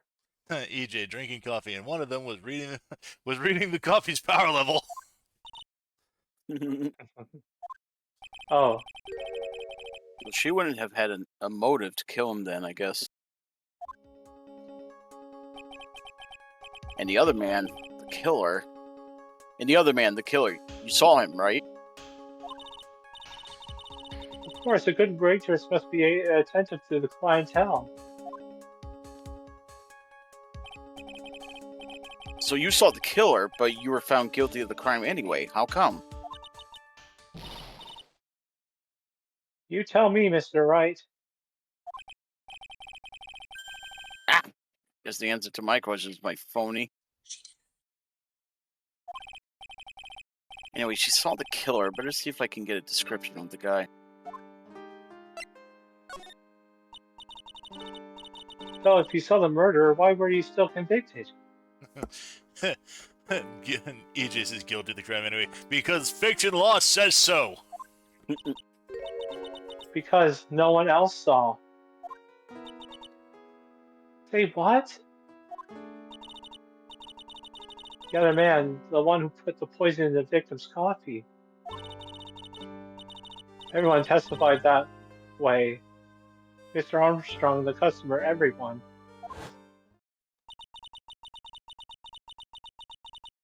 The victim was sitting alone at his table the whole time. How's that possible? I don't know, but nobody, not one person would believe me, sir. Even Phoenix Wright, my one last hope for a fair trial, failed me. What a pathetic defense. My granny could have done a better job. Look, that wasn't me, okay? And then they found something a bit incriminating in my apron pocket. What? A small bottle of poison. Why? Poison? It was in your pocket? Things are just going from bad to worse. Well, I passed out when the victim collapsed. The killer must have slipped the poison into my pocket when I was unconscious. And no one else saw this other guy? No, sir, that's what everyone said, but I don't see how they could have missed him.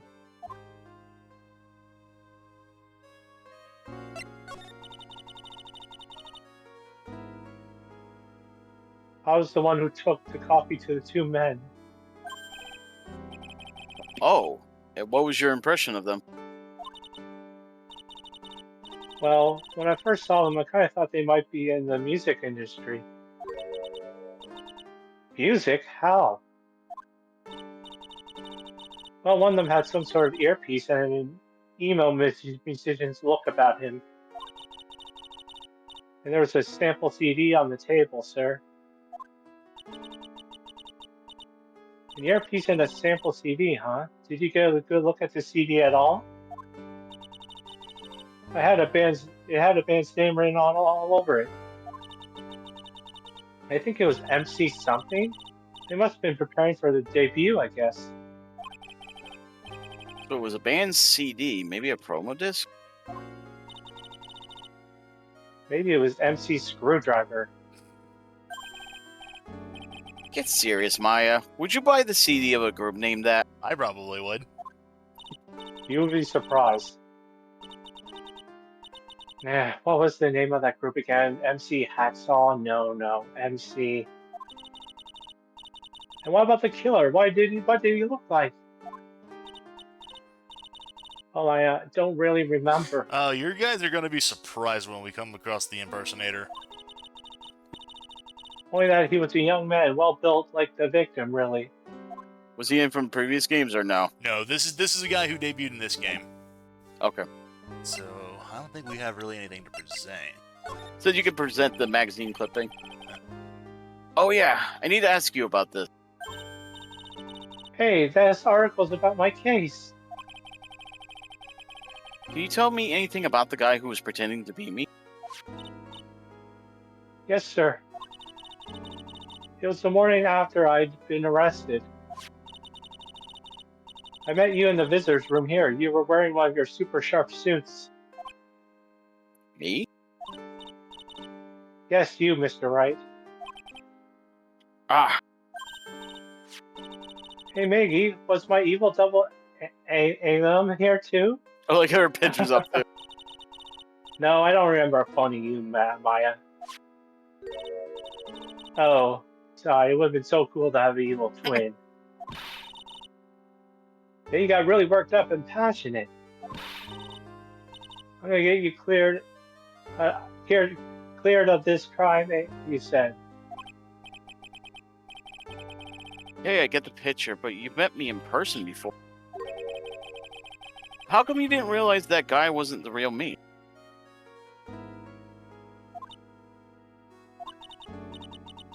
I guess looking back now, it was a little strange. Only a little. Well, okay, so you were a bit taller than normal, and you looked a bit shady. And your voice was a bit weird. Oh, and you had this kind of funny accent, and So the guy was nothing like me then. but he had your spiky hair and blue suit. You guys are going to laugh when you see his badge, too. Is that all it takes for someone to imitate me? How about everyone else in the courtroom, like the judge and the observers? Didn't they realize he was an imposter? Everyone had these big question marks on their faces. It seemed that no one wanted to say anything, sir. This case just keeps getting weirder and weirder. So the judge I can kind of understand, because he's just an old guy, and he gets frequently confused pretty easily. Mr. Wright, do you think it's possible to get a retrial? As far as Prosecutor Payne goes, there's really no excuse he has. Probably. The court ruled in the absence of a genuine defense attorney. So we should be able to get you a retrial. Mr. Wright? Do you think we'll win next time, sir? My life has been a full course meal of bad luck, complete with a defeat for dessert. Since I was 6 months old when I fell from the 9th floor of my apartment building, I've been hit by all sorts of vehicles, gotten sick from all sorts of foods, failed at almost every test I've taken, experienced almost every kind of disaster. I even landed a phony lawyer when I had the misfortune of being accused of murder. But I won't survive because Maggie Bride always lives to fight another day. One day I'll find it. Just wait and see, sir. I'll find that single moment of good luck. Seeing Info is really gonna pay for this. What are you staring at me like that for? Maya's right. Whoever he is that thought it was a good idea to use my name. Get an innocent girl convicted of murder, had better watch out. We'll find him, don't worry. We'll get Info for you. Thank you. Oh, I'll tell you where Tristan is then. Trayben is. Triss. Right. The restaurant where the murder took place. Yes, sir. When you go, please tell Mr. Armstrong I said hi.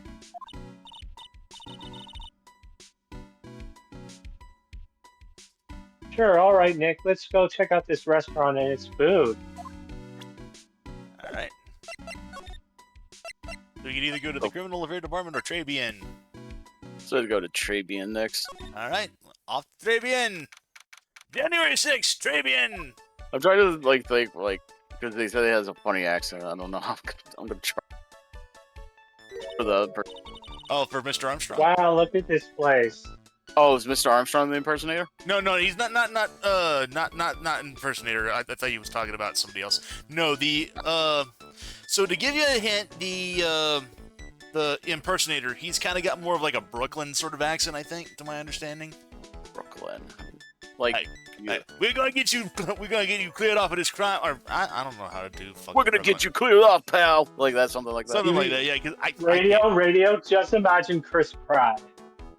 That's right. That's right. They either sound like Chris Pratt's Mario or Super Mario 3 Mario. I don't know. Yeah, I gotta hear the voice. And Luigi. What is? I don't know if I can do the voice that well and stuff. But You can try, J.E. I can't fucking do a Brooklyn accent. I can. Hey, pal. Hey. I'm walking pal. here. Get over here. Hey, I'm walking here. How did that sound? I'm just want to take a look at that. Cool, and he's just. Can't you read the sign? I'm walking here, pal. Don't get in my way again. Oh. Good thing I got water. Look, more like smell. What is with the suffocating scent of flowers in here? Then again, girls like that kind of thing, right? Actually, I'm not all that into it. No one's coming to see us. Maybe there's no one here. Don't be silly, Maya. This is a restaurant. It's open for business. Hello? Anyone here? I don't believe it. There really isn't anyone here. Perfect. Let's get intrusive. If there's no one here, we can take anything we want. Yeah, I suppose we can. All right, let's I'll take this muffin here. I'll take this cake here. It's a rack full of fashion magazines, and they're all in French.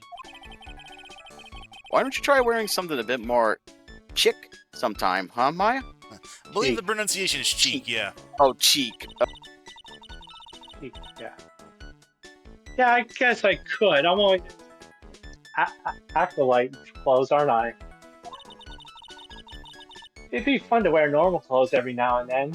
I mean, there's nothing wrong with her outfit, but yeah, it would be kind of nice to see her in something different. There's something stuffed in behind the rack. Looks like a sports paper to me. Hey, and look at this. Someone scribbled a little doodle on one of these pages.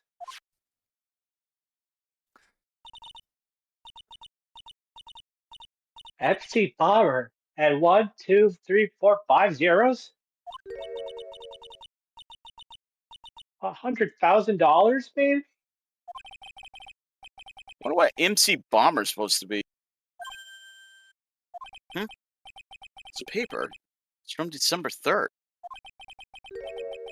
This paper's from the day of the poisoning. What? Sports paper added to the court record.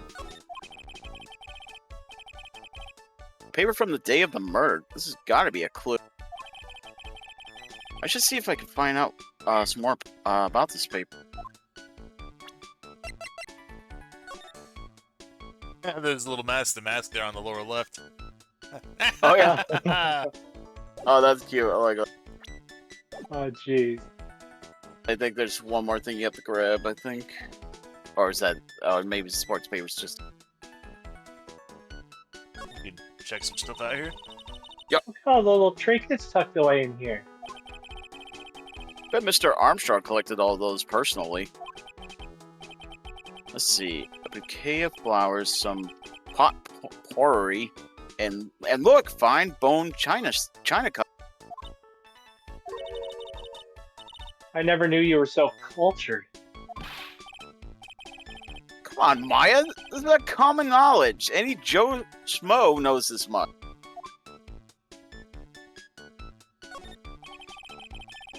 It's the restaurant's front entrance. The sign hanging on the door written in French. Probably says open or closed.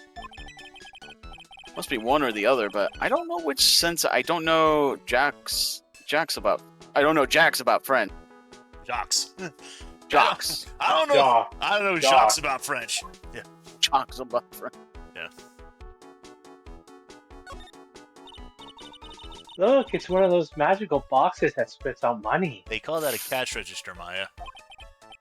You know you're the only person who would ever describe a cash register in that way. Oh. Where's all that? Yeah. What Yeah, about the plaque near the table, near the door?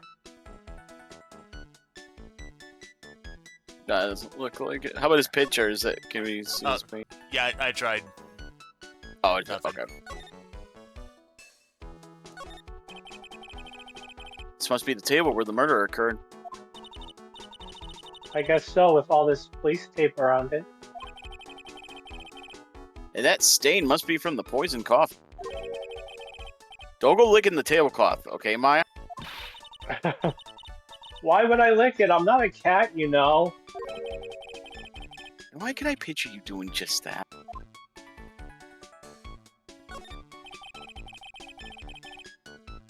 This restaurant has partitions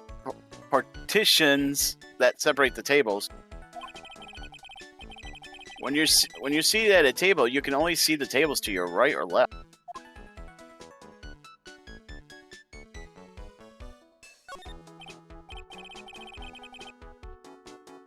Wow, it's a beautiful winter wonderland out there. Really cool. I love snow. Let me see. At least it makes one of us. Well, it's not white. It's not even snow.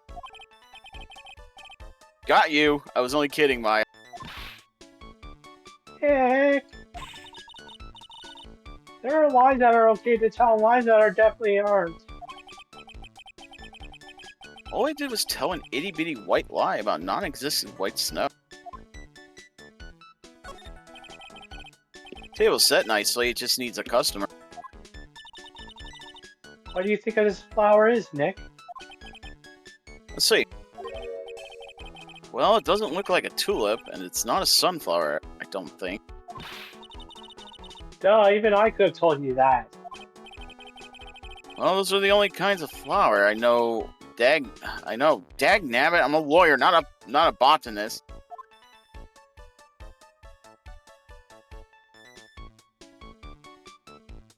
I feel like everyone's dag nabbit. Dang it!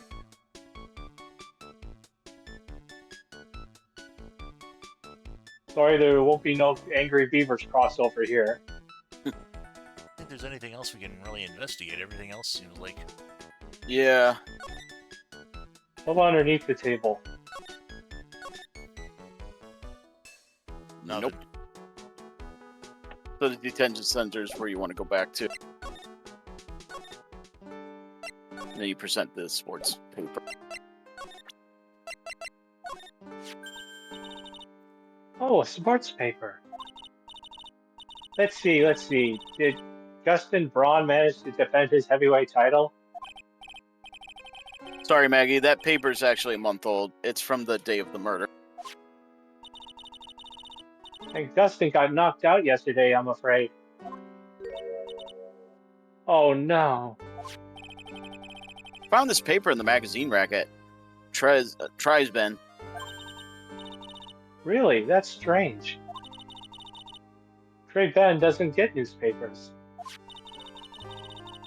Mr. Armstrong says he's not really fond of them. That maybe one of the customers left it behind. What I want you to take a look at is the scribble here. Aha, that's it, sir. MC Bomber, that was the name that was written on the CD. Just as I thought. I guess it really wasn't MC Screwdriver after all. Huh?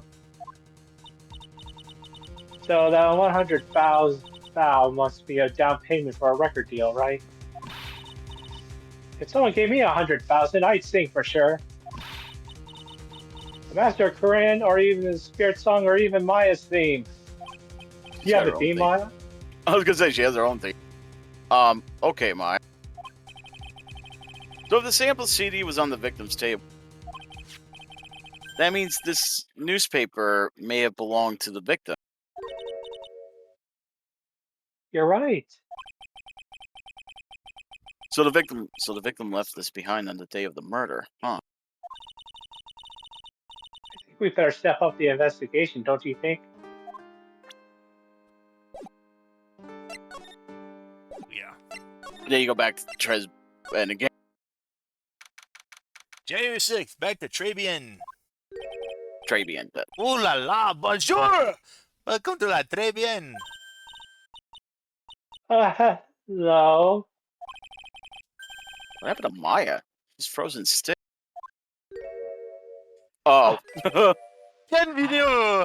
Welcome to my petit restaurant. B Avenue? Yeah, this is why I wanted to voice Mr. Armstrong, because I don't care for him. Oh, non, my Billy Chulap! Me? Look at his face, like kidnapped shot by its own mother. You are fatigued, non? Alas, you need this! An aromatic battle melange and neroli and rose. My personal recommendation! You think I need what? Oui, just add a couple of drops of this mixture de la Badora and voila! It will soothe your body and your mind. It's simply fantastic! Really? And for la monsieur. Who? Me? Look at that face, like la puppy needs into my life itself.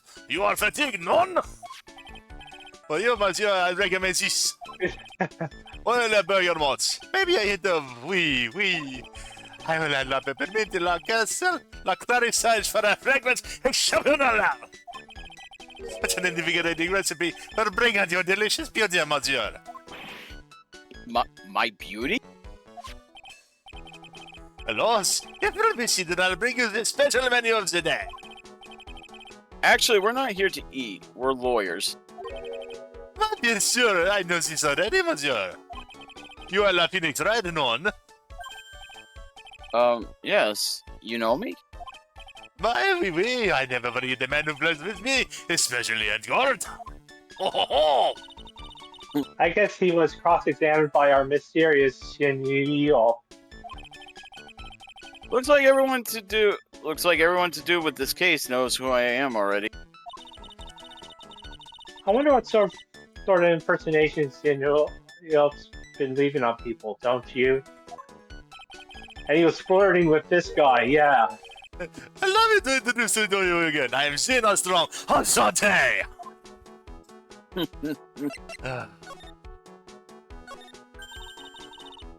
So what does Trey Ben mean?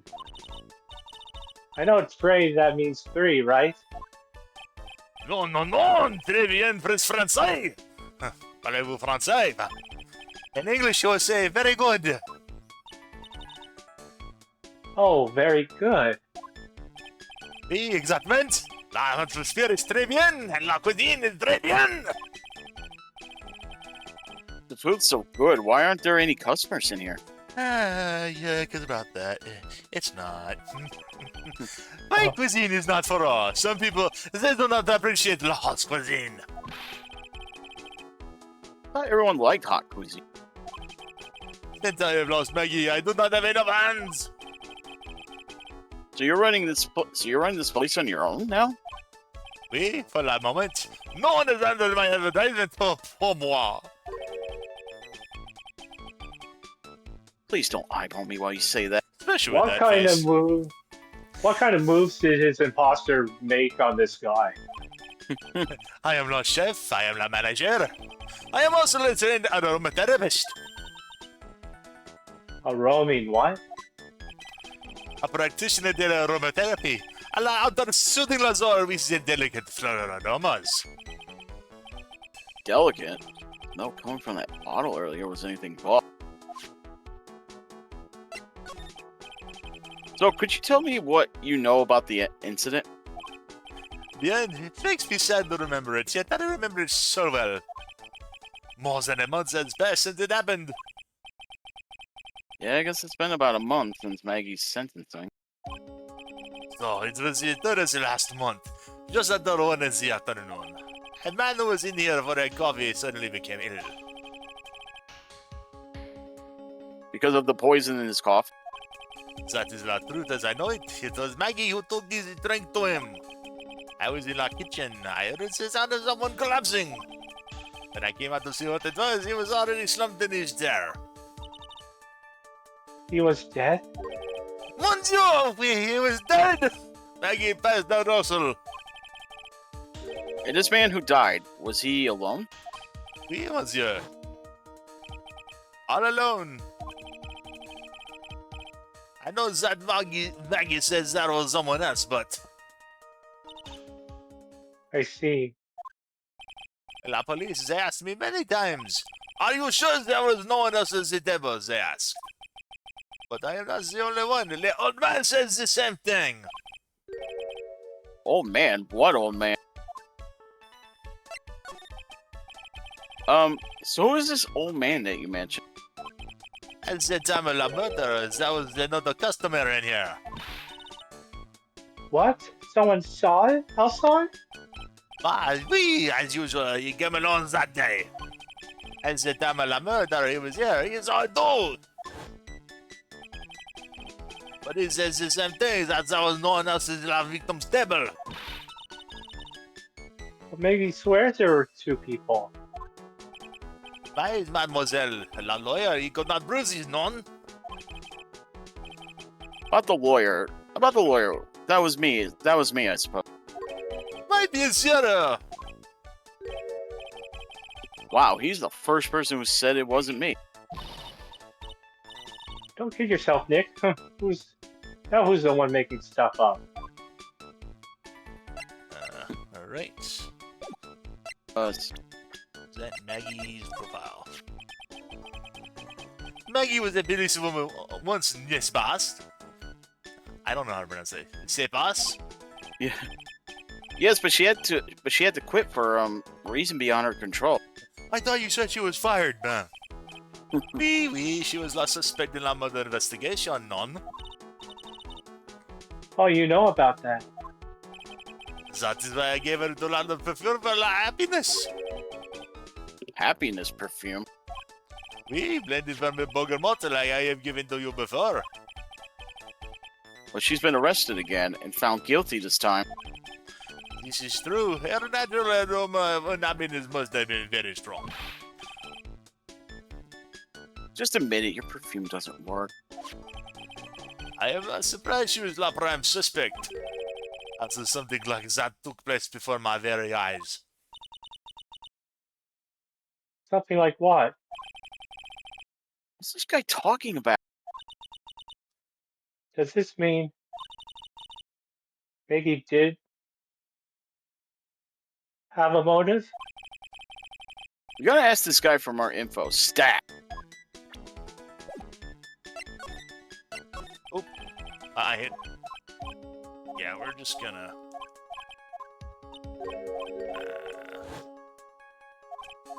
I accidentally hit the wrong damn thing. You are a speeding jackrabbit, no? Maggie took the coffee over to the victim. Did anything happen? I suppose you could say so. So what happened? No, it was there was nothing. Look, Maggie says she didn't even know the guy, but she's still been indicted for murder. The prosecution must have come up with some kind of motive. It is true. There wasn't anything at all between Maggie and the victim. It could be relevant. So please tell us anything you know. Oh, Oh, Cyclops. no way. What are we going to do, Nick? We'll just have to remove. What the? What's wrong? The Magatama. It's gone. Huh? I had it in my pocket, but it's vanished into thin air. What? But I could see the Cyclops. Maybe that means the Magatama's nearby. Mr. Armstrong. Could I just confirm something with you again? The table where the victim was sitting. Was there anyone else sitting there? That is the question you will have to ask him yourselves. Him? The old man spends all his time in Dazzler Park. Park? Oh, a park. What park is that? Behind the restaurant, it is called the Vitamin Square. Thank you. C'est pour un brie, my dear. Go check out this Vitamin Square right now, Nick. I need to learn how to study French. I need to study French, because if I ever voice a Frenchman again, I don't want to, like, fucking butcher this language. Oui, monsieur. January 6th, Vitamin Square. Wow. So this is Vitamin Square. Yeah, I see where they get the name from now. The fruits scream vitamins at you. Hey, Nick. That's the guy, right? Isn't that the old man Armstrong was talking about? That grouchy looking grandpa? He's throwing seeds out for the pigeons. Maya, he's not throwing seeds for them. He's throwing seeds at them. Oh. Grumpiness threat level has just been raised to red. What's this guy? Excuse me. Would you mind if I had a word with you? You want to voice this guy, J.E.? Is he there?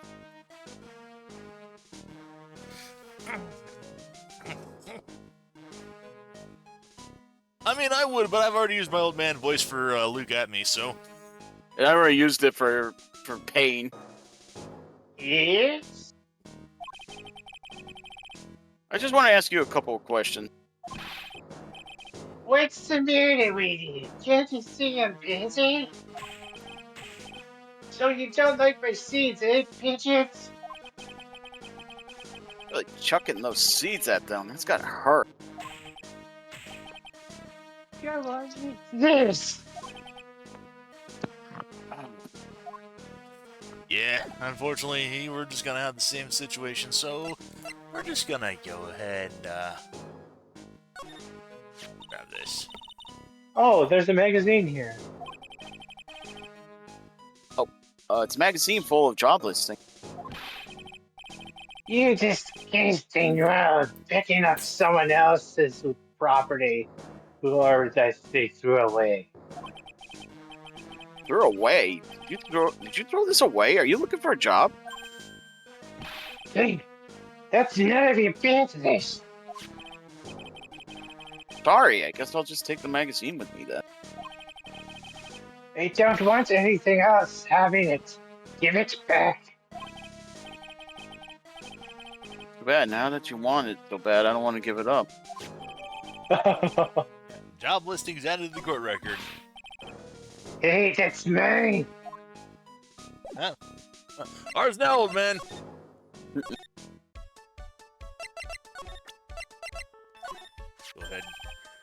Mademoiselle, Yes? are you looking for a job? What? No, I was just... Let me see, your style is un bit different, but you have a good face. Different? Felicitations, you have passed. I will hire you. Yeah, come with me. I will teach you everything I know. Nick? Help! I don't know whether to laugh or feel bad for Maya. Maybe I should do both. Haha. Oh, All right. Now we just move to the detention center. yep. Maggie. I don't think anywhere around. Yep. Looks like they have Maggie in questioning. I guess I've asked her pretty much everything. I'll come back if there's anything else I need to ask her later. Yeah, we'll go ahead and move to criminal affairs.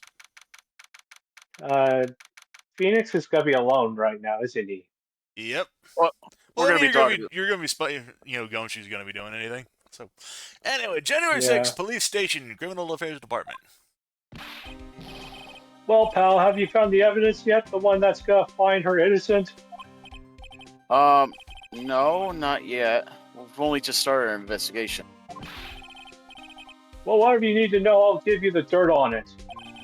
I'm putting off all my other cases for now, pal. She was really fired up about this. I mean, it kind of makes sense considering the fact that he's kind of felt something for Maggie in the last game, so. Oh yeah, one more thing. The retrial's been approved. Court's sitting at 10 a.m. tomorrow. Wow, they fucking move fast. And Godo's gonna be the prosecutor. Of course. Yeah. Oh, him. Now listen up, pal. If Maggie's found guilty again, Yes. I'll make sure you get locked up for good. Got it? Alright, let's talk about Maggie. So the guilty party was Maggie Bride, huh? Yeah. Back when she was on the police force. You were her mentor when she was a rookie, right? Yeah, I kept a close eye on her. I mean, not too close to you, know. Gumshoe, do you have a thing for her? Hey, what's with the funny looks, pal? It wasn't anything like that. Look, sure, I wasn't her boss when she was doing her training. But that was it, nothing happened. Yeah, it sure didn't. You're revealing too much, Gumshoe. Gumshoe sure is sweating up a storm over nothing. Ah, so that's it. Our big old Gumshoe has a little crush on Maggie. I don't like her or anything. Sure, Gumshoe. It's not like I like her or anything. Baka. Stupid fucker. I was, Note to self, gossip with Maya about this later. Don't let Pearlie know. Look, pal, don't tell anyone, okay? You gotta keep it a secret, got it? Cross my heart, hope to die, stick a cupcake in my eye. Sure. And by that, And what Mr. Benz? Yeah. Well, maybe we shouldn't be making the Pinkie Pie story because if we do, then we're gonna have a pink horse after us. And would you mind not guessing what I'm thinking all the time? Hey, tell your face, pal, not me. You'd have to be blind not to see what's on your mind. Yeah, and then Sam says, "Watch me, Gumshoe. Goodman already tried this." Actually, Ben, before you get to the next one, I want to see. Can we see the age difference between Maggie and Gumshoe? She's in her 20s. 23 and 32. Yeah, that's a 9-year Well, difference. that's not too much, at least. Yeah. Still not something I'm comfortable with personally, but So I was wondering, could you fill me in on the victim? I also like the fact that Yeah, she's 23 and he's 32. As you got the numbers, Yeah. like, I mean, I'm not saying that it couldn't work. I've known people who've had age differences of like 10 or even 15 between them, and they've made it work. But Yeah, I said, personally, and this is just my personal opinion, I'm not one for massive age differences. I'm okay with about maybe 4 at absolute max, but that's just yeah. me. So that's well, I fine. didn't bother my father much. Glenn A. He was a computer programmer. yeah, Glenn Elg. Notice that his name creates a perfect palindrome forward and backwards. Glenn L. Yeah. I see a program. He was just a regular Joe working for a small-time computer firm. Maggie never had any contact with the guy before that day. And all she did was take him his coffee on the day of the murder, pal. Yeah, Maggie also claimed to have never seen the guy before. Did the victim go to the restaurant often? Now, according to the chef, so it was the first time he'd seen the guy. Programmer and a first-time customer at that. What possible reason could Maggie have had to kill a guy like that? That's what I thought. But a motive was still somehow established in her trial. You're kidding. What was her supposed motive? Sorry, pal, I'm really busy. I haven't even gotten enough time to shift through these papers. Look into it yourself, alright? What could this motive have been?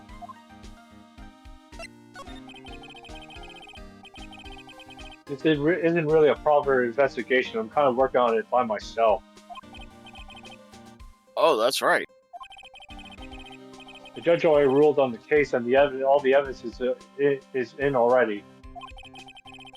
The only problem is with Maggie's testimony. Yeah, doesn't sound very good for us, huh? Look, pal, I've got a mountain of papers on this case to look over before tomorrow. So I'm just gonna say this. Maggie Bride's no liar. She's okay, she's a bit out there and a bit off base sometimes. But she was a good cop. Not exactly complimentary, you know. So what do you think really happened? And just how contradictory is her testimony? The biggest problem with Maggie's testimony is the number of people at the table. Yeah, my thoughts exactly. Maggie still insists there was another guy sitting with the victim. Right, but get this. Everyone else in the place says the guy was alone, even the chef. And then there's that CD. CD? Oh yeah, she did mention something about a CD. And there was a sample CD on the table, sir.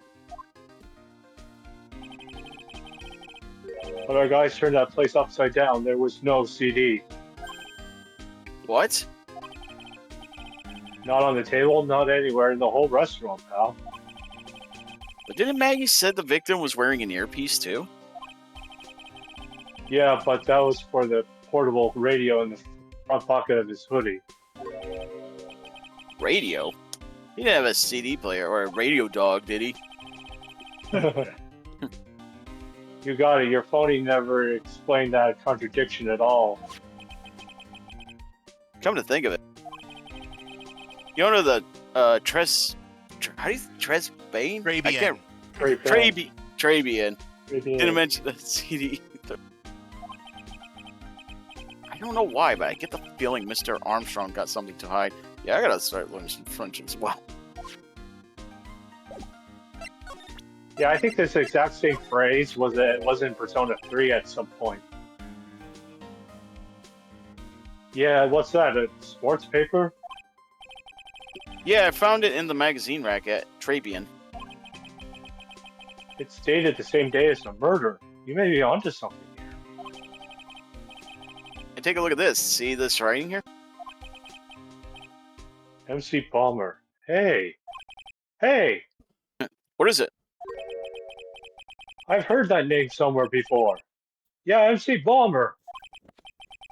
Wow, he actually seems to be thinking for once. Ah, it's no good. I can't remember. And he goes back to being the gumshoe we all know and love. Hey, pal, I'm gonna borrow this paper for a bit, okay? Oh yeah, 10 points. Yeah, did the goddamn Blue Badger get a girlfriend? Yeah, over there in the background. Yeah, Oh, I didn't even know. Oh my goodness. I did notice that, but I wasn't Yeah, going I to call did. attention to that originally. So No, neither was I. I want to get a handwriting analysis done on this scribble. Handwriting, huh? Be good to know more about that in any case. Thanks, pal. I bet this will turn out to be an interesting clue. Sports paper given to... Oh, sorry. yeah, no, go right ahead. Yeah. Sports paper given to Detective Gumshoe. Oh, yeah. No matter what, whenever I come here, that mascot there to greet me. Got that right, that's the Blue Badger. My idea, I made it, and now it's the national symbol of the police force. The pink one? It's new, right? Yep, meet the Pink Badger. The one's called Blue, and the other's called Pink, but they're both called Badger. You got it. They're married. So should I expect to see Baby Badger next time I'm here? So, it's kind of funny because I was going to examine the scene here before we left, and it's kind of funny that Tim points this out because we do see the Blue Badger and the Pink Badger, and we do indeed see a third Badger. It's not a baby Badger, but it is a third Badger. I think he's called the Bad Badger or something like that. But they actually be a bit of a relevant. They come into relevance in the first Miles Edgeworth game in one of the cases. So we will be seeing them again. So yeah. Cool. Oh my goodness. We gotta talk the computer guy again. Yeah, that guy. This is another thing here because I love the fucking running gag they go on with this here. That must be one of the detectives. Mumbling something to himself. Hitting the gas is like hitting the fast forward button on your life. No, that's too obscure. You don't really get that. Get the you'll die before your time idea. I need something more direct, something a bit more lighthearted. Something like hitting the gas is your passport to paradise. Must be coming up with slogans for a safety campaign, I guess. Anything about this box? There are detectives' desks. These are computers and files on each one. Funny, they're a lot tidier than I expected. Guess the detectives don't spend a lot of time at their desk. Okay, I thought it was. All right. Yeah. And I think you have one more thing. yeah, we need to present.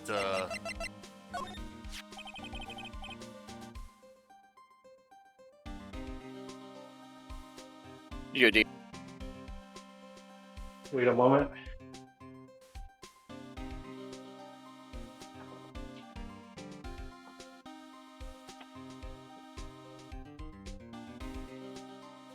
The chef of Tribulations, huh? You know what that chef said to me? Oh la la, your body is full of the toxins. And he gave me this bottle. What's in it? I don't know. The label says juniper. Sailor juniper? I'm under orders to put a few drops of it in my bath every day. Under orders? Yeah, you know, there's something about that guy. Huh. You can't stop thinking about him. No, not like that, pal. Give me a break. He's not even my type. I mean, I can't stop thinking that he's involved with this case somehow. Sounds like he knows a little something more about our charming chef.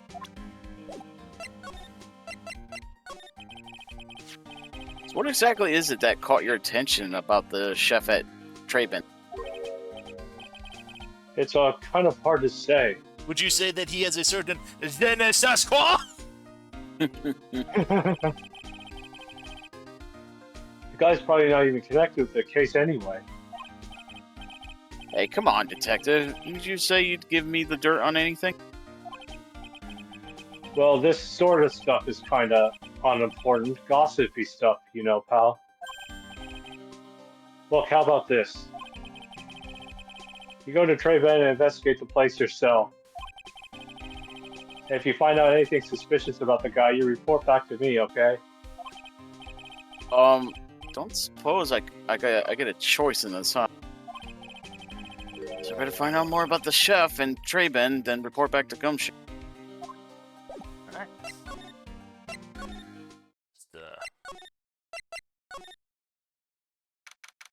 Yeah, so they say, yeah, if you're curious, yeah, about the Badgers, yeah. Let's see, yep. If you're curious that there's a change, you might be right. Referencing the Ace Attorney episode Rise from the Ashes, the chief came up with the idea of the blue badger, and now there's a pink badger to go along with it. Including the handcuffs to show that they're now married. The most unusual references in two places: Officer Meekin's fight with Marshall Goodman, and Emma's sight of the badger, which is actually a vase that was previously broken before. Yep. Anyway, January 6th, très bien. The scent of flowers sure is strong. It's almost making me dizzy. Oh. Hello there. Hello? And she's gone. Who's that just now? A customer? Tim says, you lads ready for the joke I've been saving all week? What's with it? Alright, what do you got?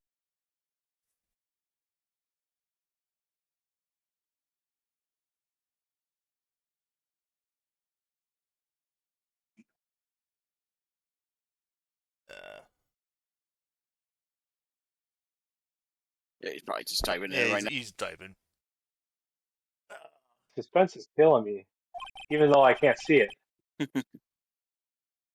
I mean, with putting in the words, yeah, it could take a little bit. I'll just move on while he does that. Alright. She had sort of a dark aurora about her. Oh, Sim says, so since we love Pearl and Maya so much, and they come from Karain Village, does that make them our Karain comfort weapon? Oh.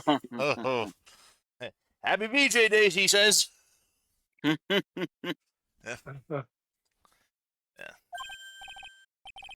I think this might be Maya. This is Maya. Welcome, B Avenue. Yup, that's... Wow, what a cute boy. And here's his waifu in a maid dress. Maya. Oh, it's just you, Nick. And he throws Tim out the window.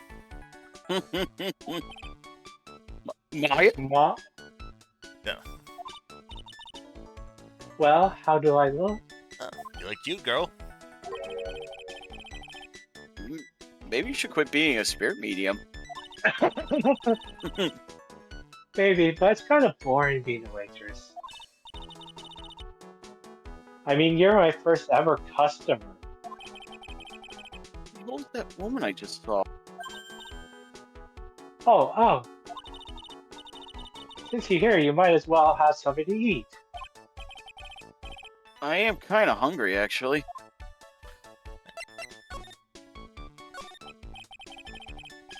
How do you like your new job, Maya? I never knew there was so much for a waitress to do. Take people's orders, bring them their food, make coffee, work the cash register. Of course, we need a customer before I can do any of that. Yeah, it's a nice looking restaurant. It's a shame more people don't come. Don't forget about the ultra cute waitress. Check out my give me a tip smile.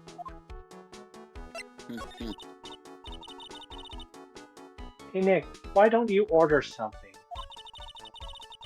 The chef's preparing a tasty lunch set at the moment, or so he says.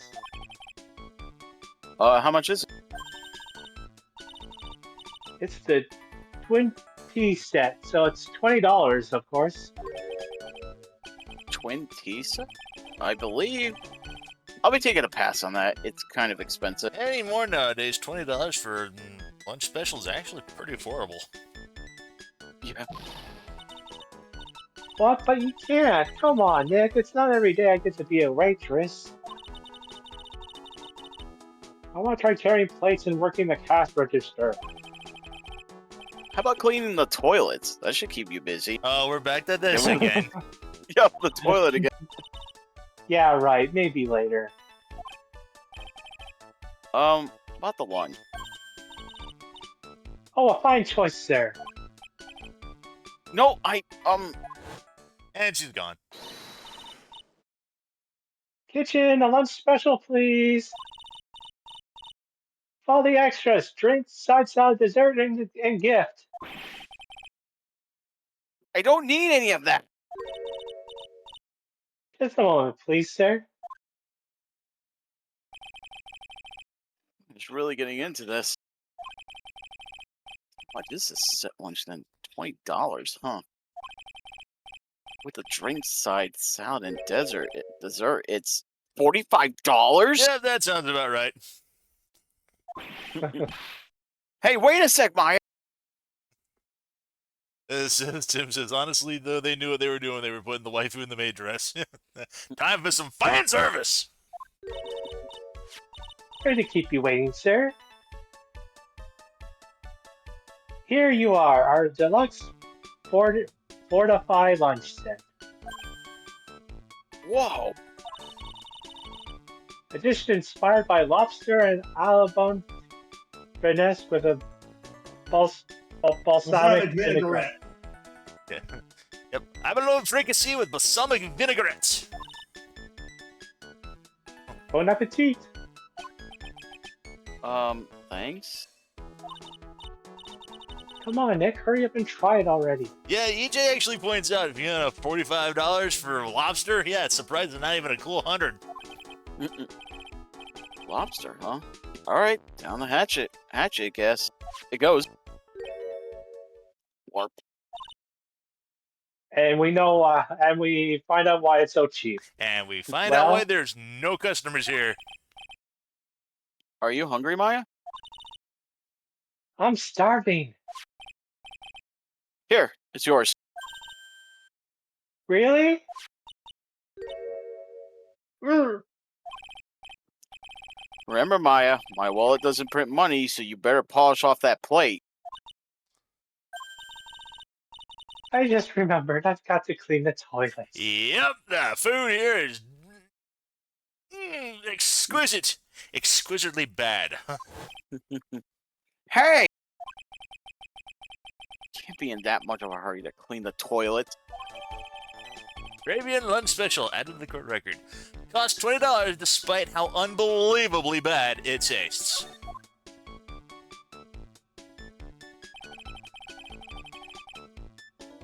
How does that guy manage to make good food taste so bad? Hey, Nick, you want to take a peek at the kitchen? Would I? Kitchen, huh? Not a bad idea. Now what was it that Maggie said again?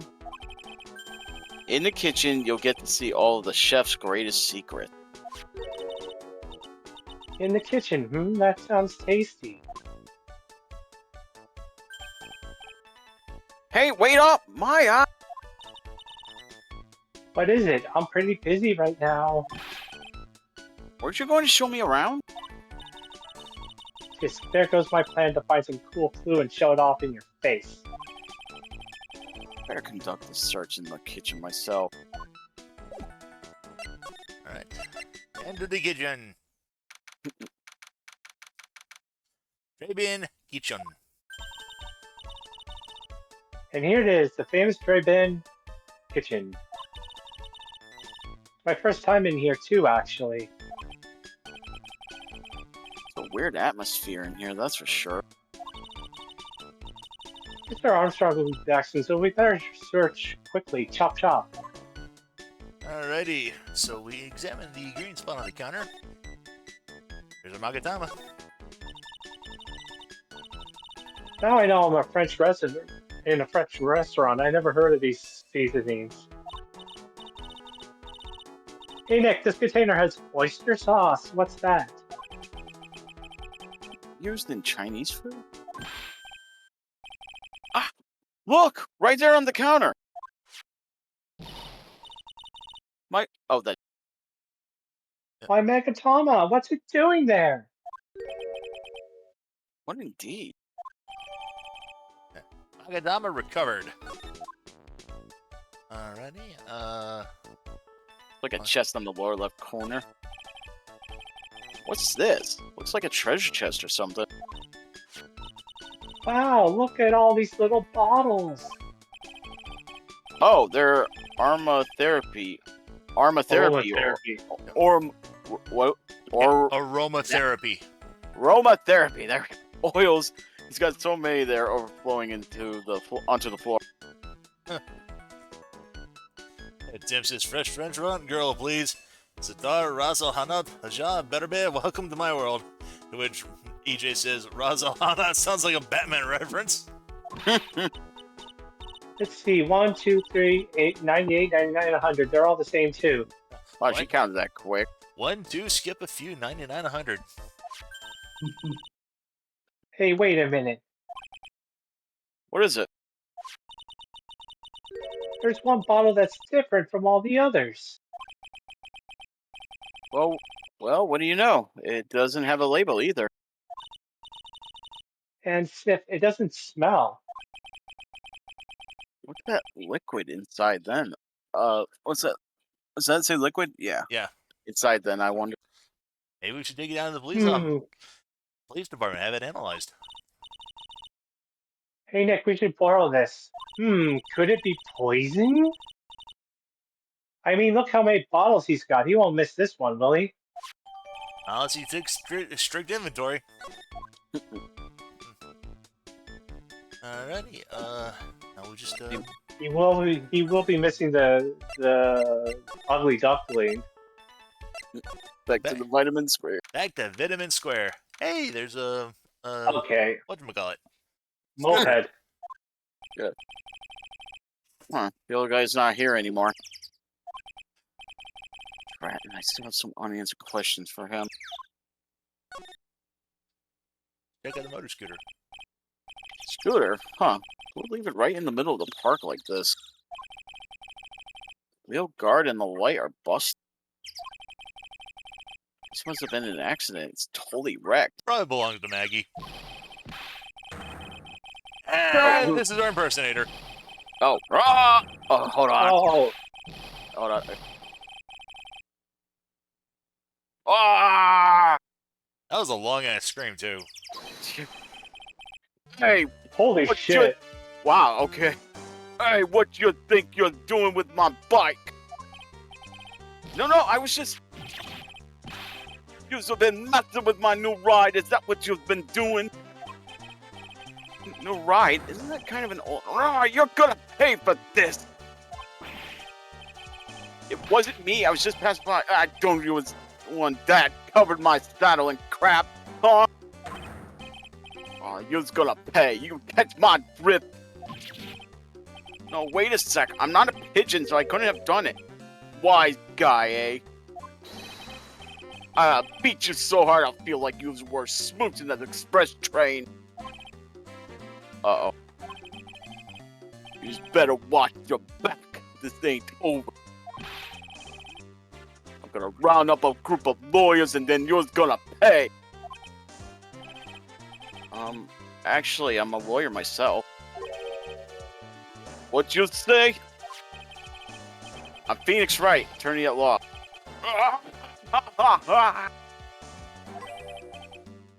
Phoenix Wright? You saying you're Phoenix Wright?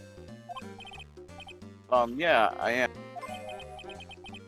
You're a wise guy too, eh?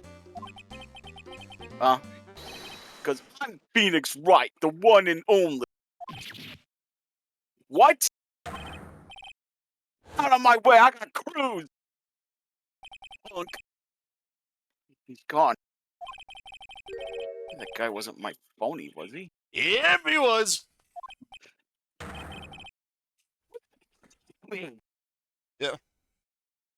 EJ says a sunburnt Wolverine. Oni-chan! I better make a note of the scooter. Scooter added to the court record. And this is the old man again. Pathetic. Oh, it's you. A few threats from a little bit like that. And you look like a pigeon that's got seeds in its eyes. I bet you know all about that, wouldn't you, Gramps? Have you been here the whole time then? I was in that strawberry. I had some thinking to do. Like you had some cowering to do. Ready? Talk to him this time. Oh, excuse me. Would you mind if I had a word with you? Yes. Just want to ask you a couple of questions. What's the matter with you? Can't you see I'm busy? Oh, So we've you been through don't this. like my speech. Oh, this is the. Yeah, this oh, is yeah, the that's repeated right. dialogue. Excuse me, sir. Can I ask you about Maggie Bright? I don't know any Maggie Bright. Yes, you do. You know the waitress at Treben. If you ask me, it's a disgrace. That's what it is. It is a young girl revealing herself like that. So you don't like that kind of thing, then? What are you trying to say about me, boy? Explain yourself. Oh, he's blushing. Nothing. Nothing. I'm not saying anything about you. I know your kind young one who's with your spiky hair and your fancy shirts. That head of yours is overflowing with filthy ideas. Well, someone who needs to learn some stress management. Get out of here, you young brat. You go to Treben a lot? That miserable excuse for a restaurant. That garbage they serve in there's not food. That's just where's the sushi, the tempura, the rice. Treben is a French restaurant, sir. Where do you think we are, boy? In Paris? I want real food, not those snooty snacks. And what about those shameless girls? You mean the waitresses? You can see all the way up to there. There. Yes, the waitresses. Oh, God. They're practically naked. It's a disgrace, isn't it? Well, isn't it back in my day? Listen, it's not my restaurant. Good, it's a miserable excuse for a restaurant. That place miserable. He knows the place. He must be a regular. But if he hates it so much, why is he keep going? It's the pretty girls. Yeah. Are you a regular at that restaurant, sir? Just that if you dislike it so much, why would you keep going there? Sir? There you are, you filthy pigeons. You want food? Take this. Nope, and Psylocke. Oh. I knew it. This old guy has got something to hide, but what could it be? Alright. So now we go back to the criminal affairs. Yep. Oh, yeah, I don't want to examine. January 6th, police Yeah, doing station. that old man voice really did a number on me. Oh, yeah. Hey, you're just in time. What is it, Detective Gumshoe?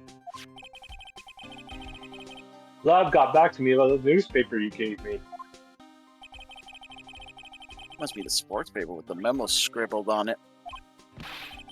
So, what did they say? Did the analysts turn up anything? They said the duel was written by the victim, Glenn. No doubt about it.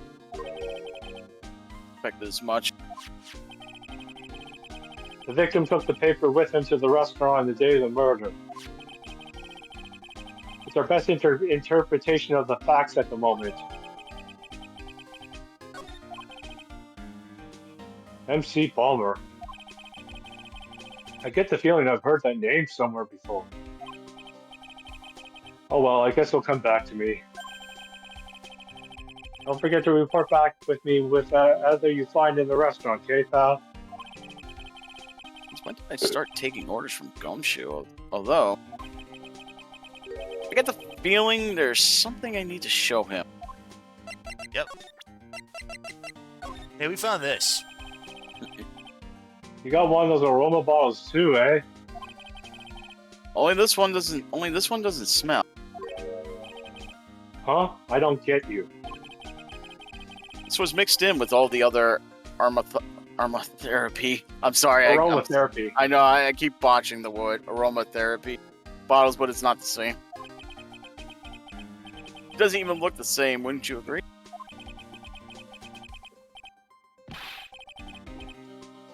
A cologne bottle. That doesn't smell, huh? Smells like a skunk to me, pal. Mind letting me borrow that for a while? I want to send it to the lab for analysis. Oh, please do. Victim was poisoned, so the contents of this bottle are pretty important. Pretty important. All bottle given to Detective Gumshoe. I had a hunch there was something funny about that chef. You suspected Gene Armstrong? I've got that guy's number. I know what his secret is. Must be the same secret Gumshoe was talking about before. I guess I'd better fill you in on the details. About this Armstrong guy's secret, I mean.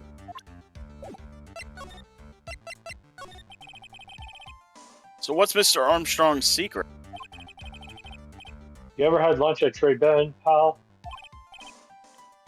Yes. Unfortunately. So how was it? To put it nicely, it was inedible. Hey, don't worry about being nice around me, pal. You and I both know the reason that place is so empty is because of the food. Yep. I mean, the place is clean, and he's got a girl like Maggie as a waitress, so... Yeah, I guess it's probably the food. The real scoop on the guy is he's up to his ears in debt. Really? How much does he owe? This is a copy of his loan contract. He's about $500,000 in the red. Yeesh. $500,000? Are we talking dollars?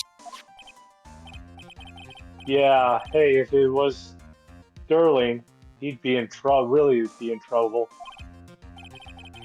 Sorry, that figure just took me by surprise. Yeah, this case is full of surprises. And I'd be willing to bet that chef's got something to do with most of them. That's my hunch anyway. Loan contract added to the record. Now we can Alrighty. go back talk to the old man. Alright. A lot of moving around today. Yeah. Alrighty. And to break his Psylocke.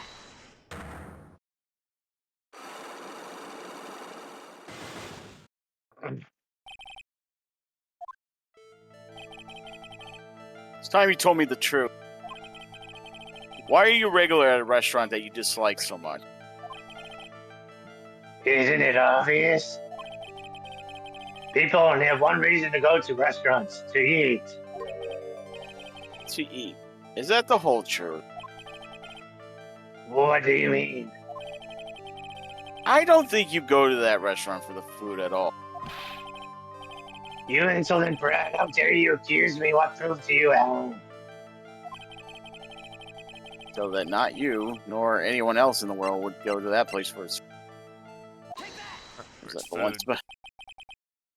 The proof is in the pudding, or in this case, the lunch menu. That's a twin cheese set. Food at Trey Ben is terrible and expensive. You're wrong, it's cheap. Huh.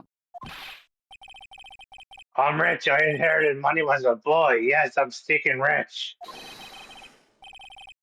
I haven't done a job of work since I was born other than feeding the pigeons. What a load of crock. The taste's another story, but the price, it's nothing to me. So you're saying that you go there because you got money to burn? Exactly. I have so much cash, I go for a swim in my money vault every day. Oh, Uncle Scrooge approach. Fortunately, that's a lie. What? You don't have money to burn. You're flat broke. Job listing. This is yours, right? My magazine? Why would a rich retiree be looking for a job? I was. So what? All right, I was looking for a job. I'm finding a lot at the moment. I need spending money. Oh, I don't go to that restaurant for food. I just go for the Javacino. you want to get some water, DM? Let's keep going. All right. Yeah. I think you mean cappuccino. Anyway, how much does a cappuccino cost? Cappuccino. $8. Those had better be some golden beans. Really reminds me of Starbucks. What's your problem? You think a poor man would be better off drinking dishwater, do you? Is that it? No, I wasn't thinking that. I was wondering if the coffee there is really that great. No, it's not. But anyway, yes, that place has free newspapers to read every day. Newspapers. Exactly. They don't want me hanging around at home, so I go there. I'm sorry, sir. But there are no free papers to read at Treyben. Let's. Sports paper. Take a look at this. What is it?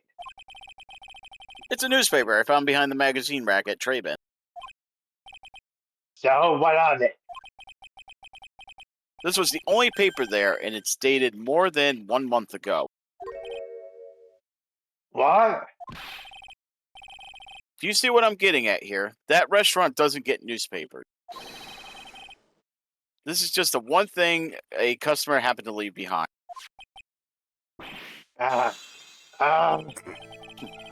Tell me, why are you so determined to hide the truth? I ain't hiding anything.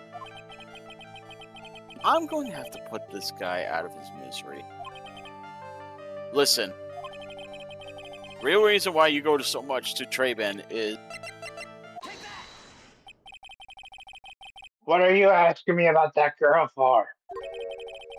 She was the waitress at Treyben. Therefore, the answer to the mystery of why an old man wouldn't drink expensive coffee at a terrible restaurant is the waitress. But I don't recognize that face. And you're probably telling the truth here. Because you weren't looking at the girl's face, Oh, but at her outfit. girl. A dirty old man. That's the truth, isn't it? You became a regular at the restaurant because of the waitress uniform. That's kind of one of the reasons why I think this is one of the more of the lower points of this particular case, is because they got the old man here, the stereotypical dirty old man, and they play him completely straight. That uniform's all you can think about, isn't it? I can't take it. Yeah, even Matt the Shadow Man says, yeah, AKA he was looking right at her ass. To you, that waitress was your... Enough, please, no more. Stop saying that word. Stop saying waitress. Stop it, stop it, stop it.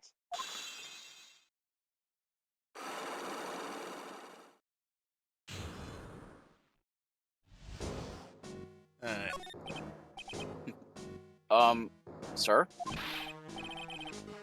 Yes, it's true. I was there for the young gal. Fine, I'm a dirty, wicked, old, sinful devil. No, I didn't mean it like that. I even get on one of those lousy cups of Javakino every time for $8. $8 freaking. All because of the serving girl punished me, locked me up in horny jail.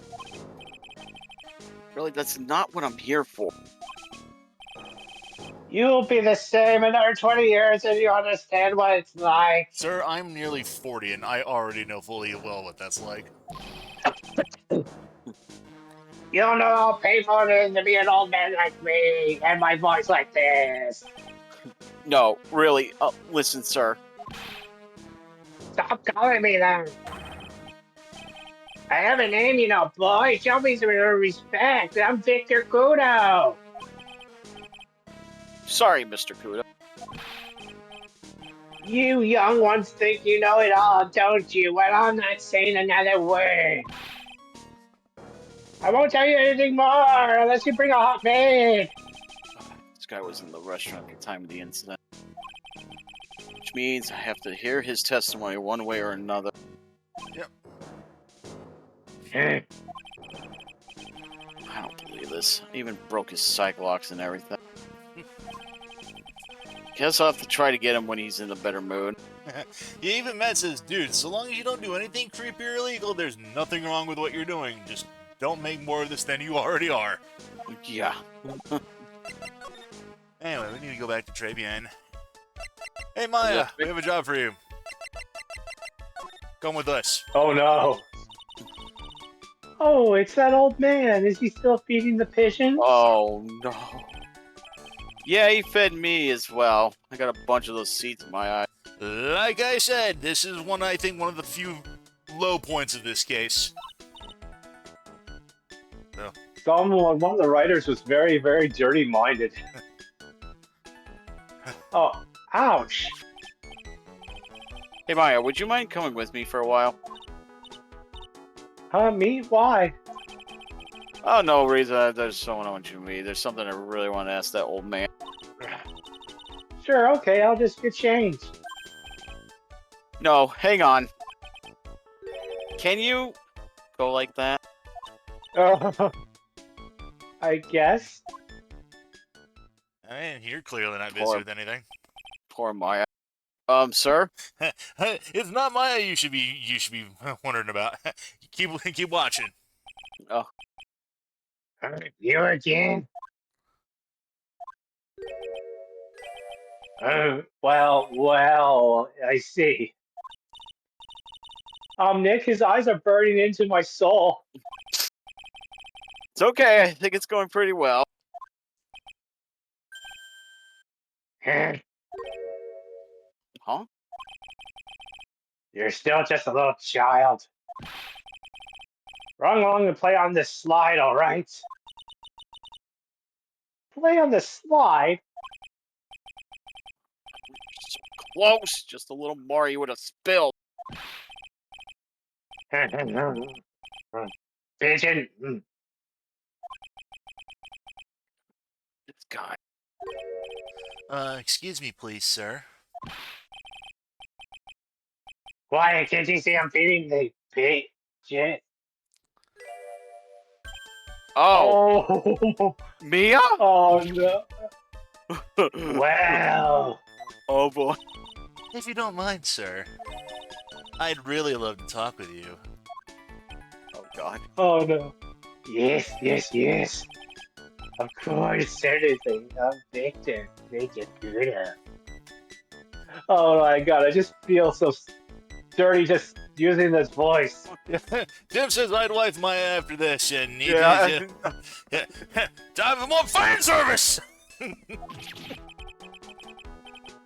From beyond the grave. Wow. Oh, Alright.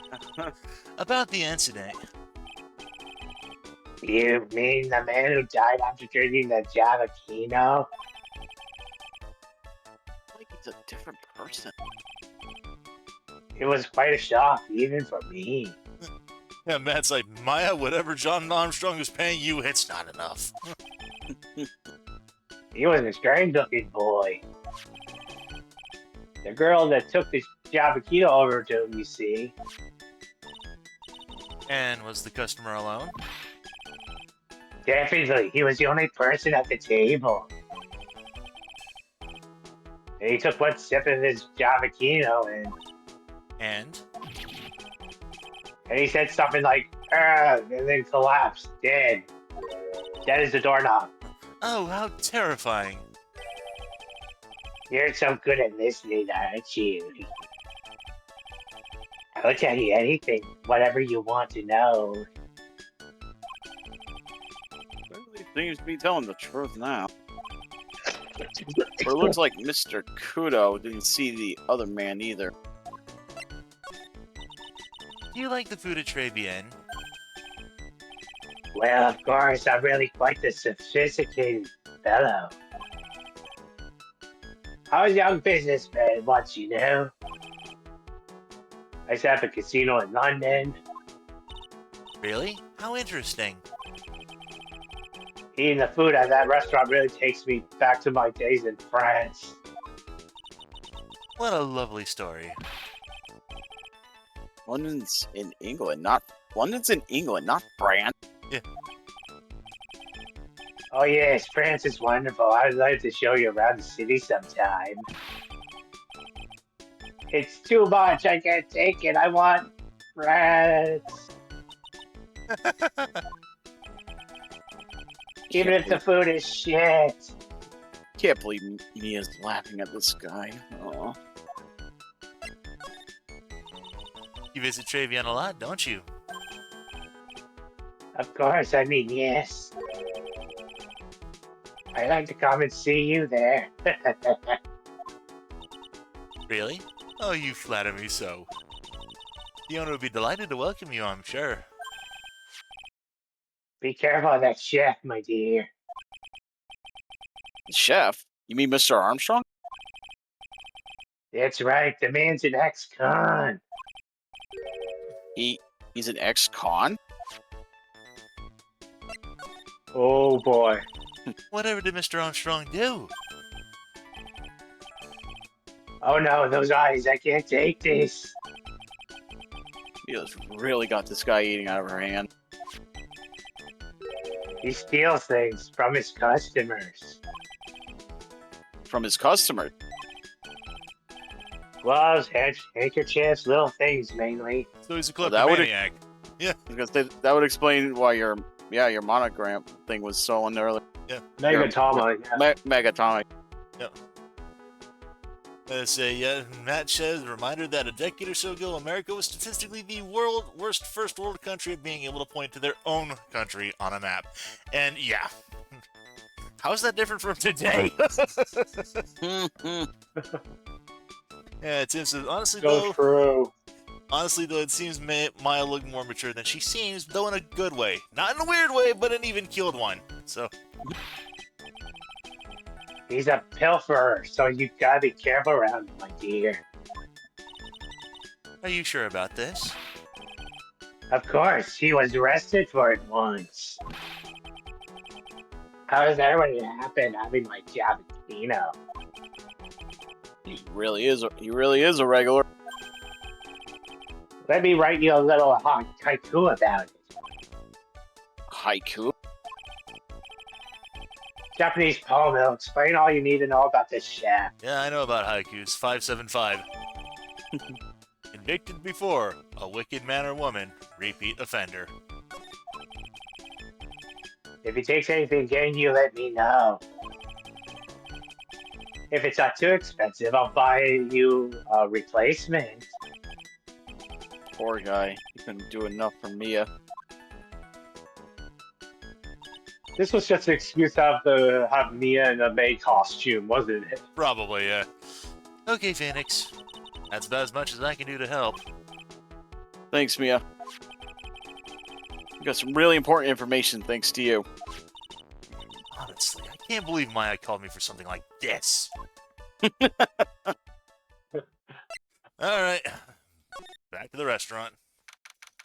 Trade But yep, and Matt's like, creepy or not, having a regular seeing all of this certainly was helpful. So yeah. Oh, and she's back in her other outfit. I guess it's about time to wrap up today's investigation. Had enough being a waitress? Yeah, plus no one came to the restaurant. Oh la la, Mademoiselle Maya. No, now how you didn't leave me like this? I'm sorry. Reminds me. Mr. Armstrong had a Cycle Locker 3, didn't he? I'm gonna have to break those. Yeah. Mr. Armstrong. I hope you won't mind, but I'd like to have another word with you. Well, it does, of course.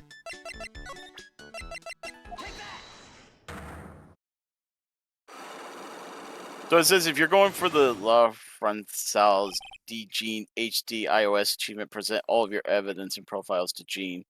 Oh yeah. That's absolutely. So Matt C was pointing out they could have just made the maid outfit additional DLC. Like it's how many other series handle stuff like this. So I don't know if the Apollo Justice trilogy has the additional DLC or anything like this. But in one of the games, I think it was either the fifth game or I think it was the fifth game. There was additional DLC costumes for Phoenix Wright, Apollo, and the third defense lawyer of the team, Athena Sykes. Athena's DLC was actually a Trabian maid outfit costume like this. So, Oh. I guess we'll cross that bridge when we get to it. yeah. What is happening? I do not like this horrible feeling. I have to know the truth. What happened that day? The laws, the laws! I will confess everything. Just don't hurt me. Huh? Well, that was a new world record. It was a lottery ticket. A lottery ticket? The man who died here had a lottery ticket for $500,000. $500,000? We put out the lights. This ticket. It disappeared. The ticket disappeared? This will the motive that the prosecution gave for Maggie. Says that she forces the man to get the $500,000 lottery ticket.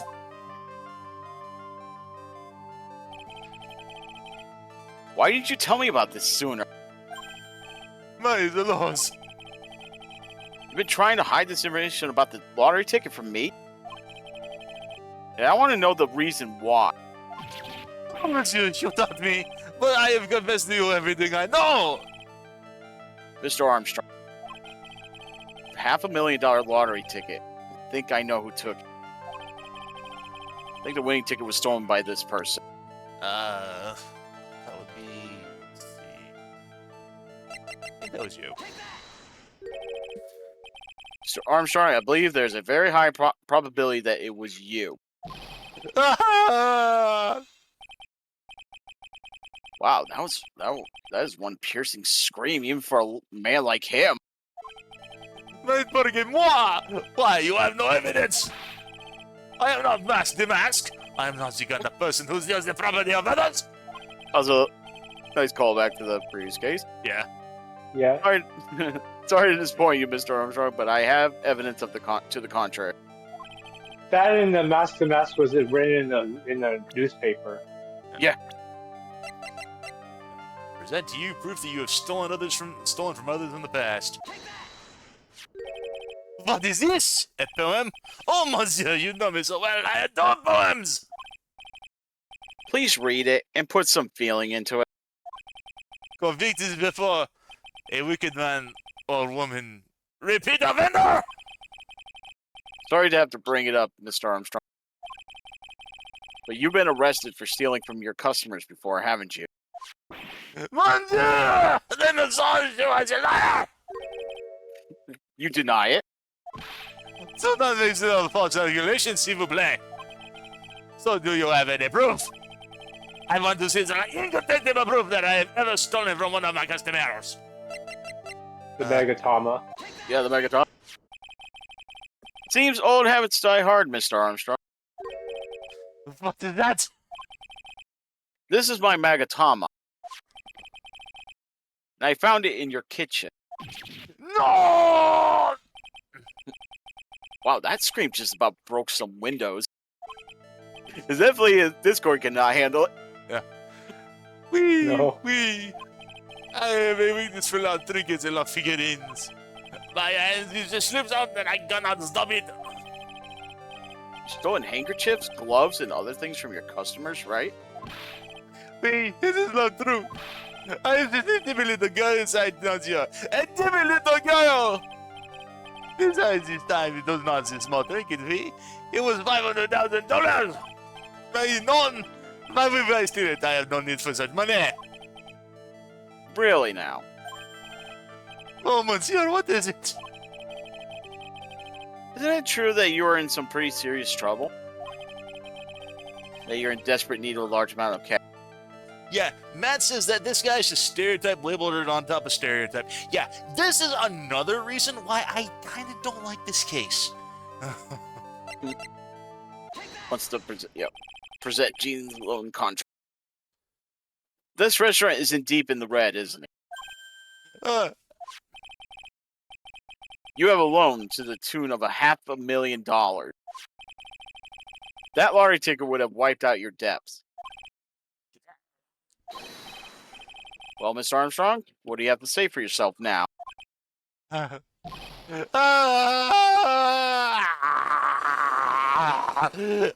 tired. Discord can't hear you. I couldn't hear you back. I'm 'cause sorry. Discord... No, I couldn't. Mr. Armstrong, you said that the victim had a winning lottery ticket for $500,000. I need to get a better microphone. How did you know he had something like that in the first place? I don't think it's the microphone, Ben. I think it's just Discord's like sound thing. Oh yeah, Yeah. yeah. Just Couldn't pick it up all the way. I couldn't. Well, not so much couldn't pick it up. More like you're like, hey, this guy's too loud. We need to like prevent you from like blowing your eardrums out. The man, he was listening to the radio with the earpiece. Now you said something about that too. The winning number was announced on the news, I think. All of a sudden, he exploded. Yes, $500,000, he shouted. And the ticket? He had all his tickets spread on the table. I was so desperately in need of money, so I... Put the poison in his coffee? No, you naughty man. I simply helped myself to one of his tickets. What? La victim collapsed and Maggie passed out. I thought to myself, ¿Por qué pas? You had so many of them. Yeah, but only one of them was the winning ticket, right? How could he do that, Mr. Armstrong? Maggie was arrested because of you. None! This is not true! I did not take it. La ticket for half a million, I mean. Well, you just told us you did. You said you took a ticket. I said I took a ticket. I did not take the ticket. I done, Malfil. It was not. That's enough. Huh? Ah! Oh, Yeah, I knew it was them, yeah. Mr. Godo. Dragoto! what in the heck are you doing here? This is without a doubt the worst coffee I've ever tasted, Mr. Armstrong. Came in here for coffee? Is his craving for coffee no bounds? Perhaps Mr. Armstrong stole one of the victim's tickets on the day in question. I am not Anna Dawn. She's the pretty little girl who everyone is laughing at. But in that case, Maggie shouldn't be the only one under suspicion. He had the wrong ticket. What? Mr. Armstrong made up with the winning ticket's pretty neighbor. So the ticket he took was worthless? Not quite. He did win something. $1. You see, I am a stupid face. Without my looks, I have nothing. So, what happened to the winning ticket then? The one he meant to steal? Indeed. What did happen to it? I don't like spoiling myself by watching trailers, so... We'll just wait and see how this movie turns out tomorrow, won't we?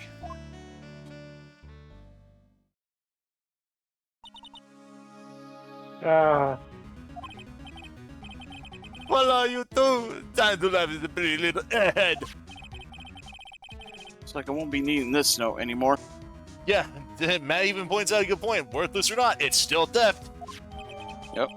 Yeah. Looks like we got a new mystery now. Namely, where did the winning ticket go?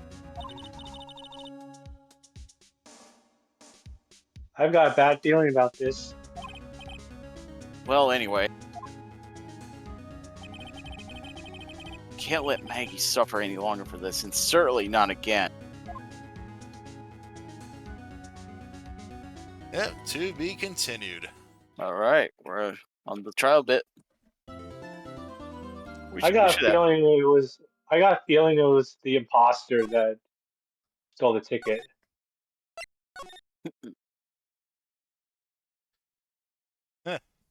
And Matt says, after all you just did, it's now you have a bad feeling about all this, Maya? Yeah. Oh, wait. Okay, cool. We're good. Alright. January 7th, 9:48 a.m. District Court, Defendant Lobby, number 1.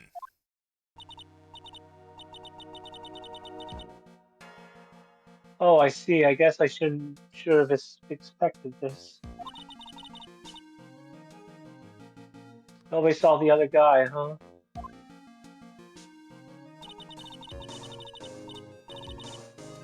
But he was there when I took the coffee over, sir. Scout's honor.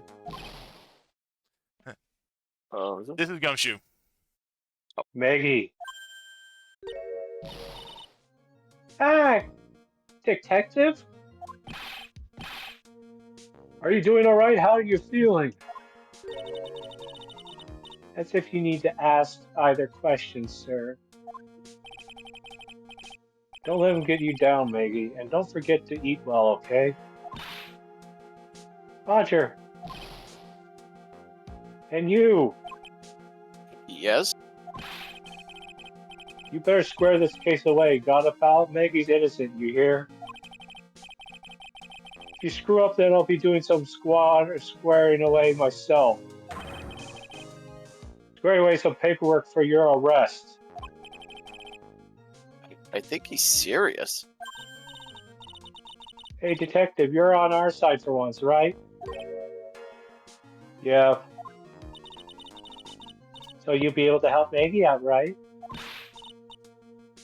Really? Can you, sir? Oh, of course. I've got the situation under control. I'm going to be the first witness on the stand today. Speaking of witness, I'm just gonna give you the option now. Victor Kudo does come back. He's got a bit of dialogue on here. Since you're already voicing him, Gumshoe, Maggie, and Maya, did you want someone else to just temporarily take over voicing the old man, just to give your throat a rest? Maybe JE can try, but I gave him a really harsh, low voice, so it hurt my throat pretty much. Because that was the first time I ever did it that raspberry. Hey, if you need a raspy voice, I can take over him for real fast. That won't be a problem, kid. So,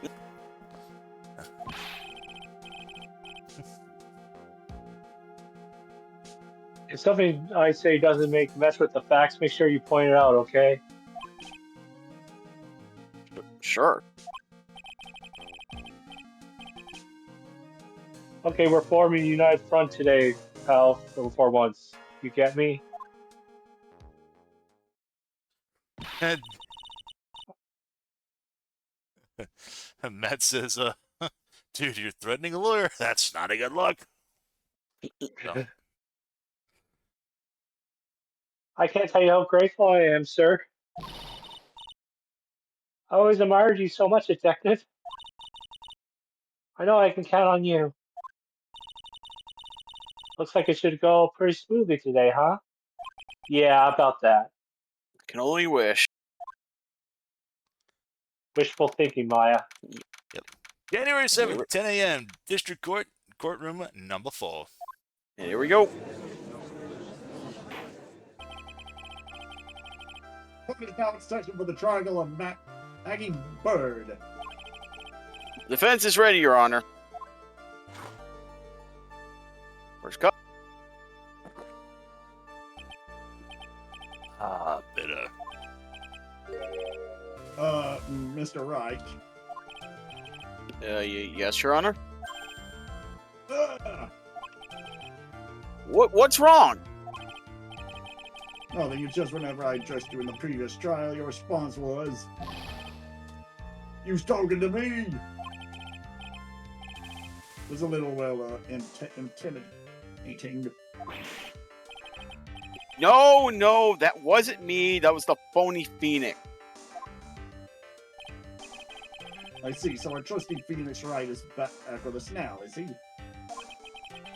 Our trust. So, Mr. Goto, your opening statement, please. You know what? He might be Okay, saying so- that. I was gonna say he might be saying that because of the amnesia bit that he had with. Maybe that's why he said that. Maybe. Maybe he's like, oh, thank goodness, that was a fake. Thank goodness. Mr. Trite, whether you're a fake or the real deal, we'll find you out soon enough through this trial today. But I can already tell you, I'm the real Phoenix Wright. I wasn't questioning whether you're Phoenix Wright or not. I was questioning whether you had studied law or not. That's what I intend to find out. Denying it. And that mask is a man who really hates me for some reason or another. As everyone's aware, the court has already given its verdict on its case once. Therefore, I won't stand for irrelevant testimony during this retrial. It's kind of funny that they actually agreed to a retrial when they've already mentioned that, hey, we've already covered the double jeopardy in the previous case. So, Yeah. But then again, I mean, they did specifically say the double jeopardy was a person who was found innocent of the crime. They didn't say anything about retrying someone who was already found guilty. So.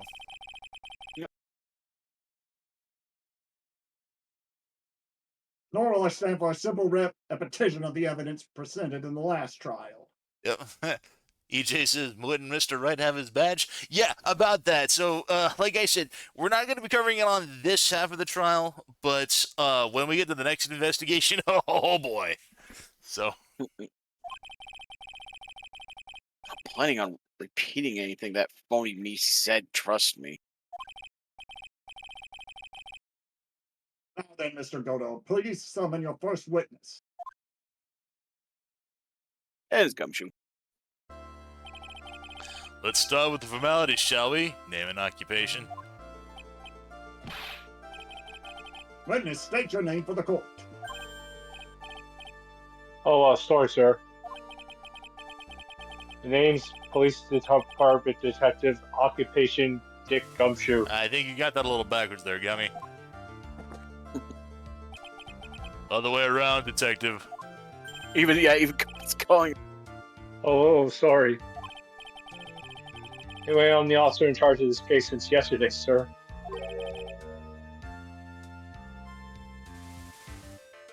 It's yesterday.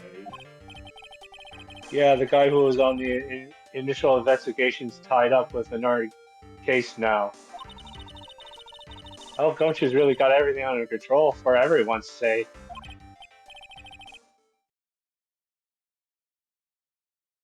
I see. So, Detective Gumshoe. Would you outline for the court the basic facts of the case? Yes, sir. Victim's name was Glenn L. He was a professional programmer. He was on the payroll of Blue Screens Incorporated, a local company. This is the victim's autopsy report. Or accepts this into evidence? Alright, Glenn autopsy report. Died of potassium cyanide poisoning. Time was between 1:30 and 2:30 p.m. No reason if you're bananas. And here are the floor plans of the restaurant. When the incident took place, the victim was sitting right here. The poisoned coffee was brought over to him by the waitress.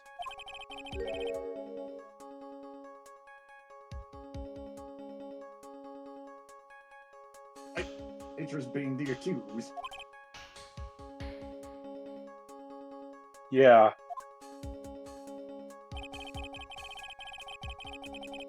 The victim The died. victim died from poisoning almost immediately after he took the sip of the coffee. At the time of the incident, there were two other people in the restaurant. Mr. Gene Armstrong, the owner and chef, and a regular by the name of Mr. Victor Kudo.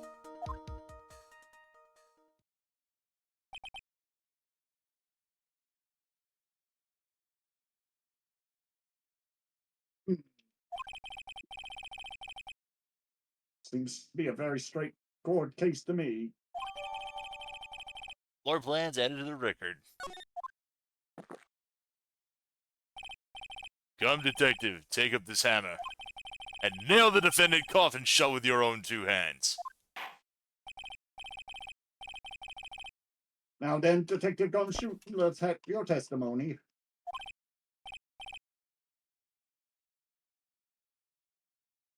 Yes, sir. That is the incident. When the incident took place, the victim was alone at his table. We understand that the guy, Glenn L., was listening to the radio at the time. The traces of poison were found in his coffee. And we found was potassium cyanide. That stuff really packs a punch. And it looks like Miss Bride might have had, well, some sort of motive.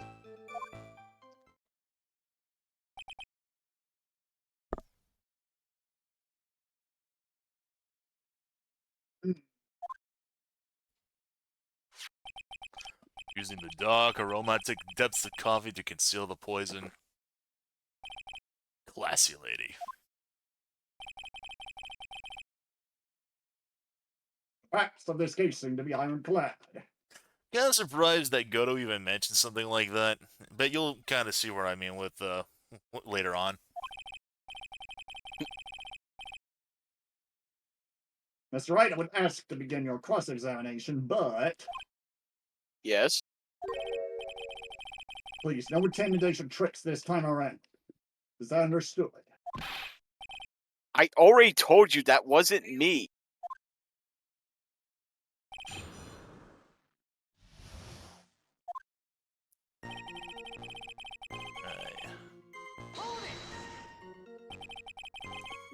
Can I stop you for just a minute?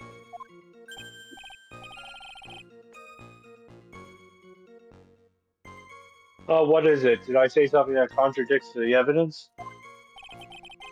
He's so desperate for that to be true. He's practically crying. Your testimony just now doesn't match the testimony given by Miss Bride.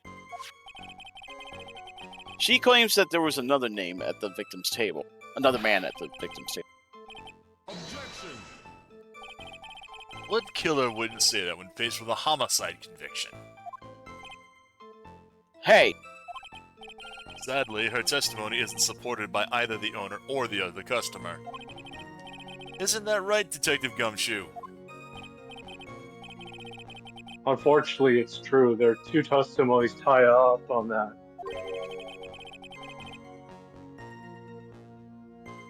They both said there was no other guy at the table.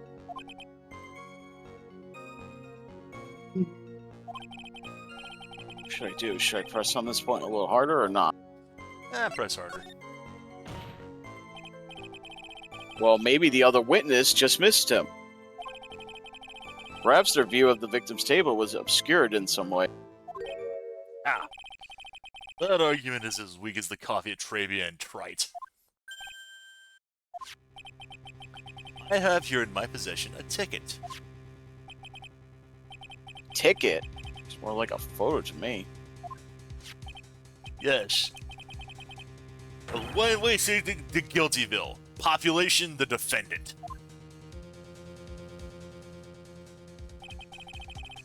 This is a photograph taken from near the entrance to the kitchen.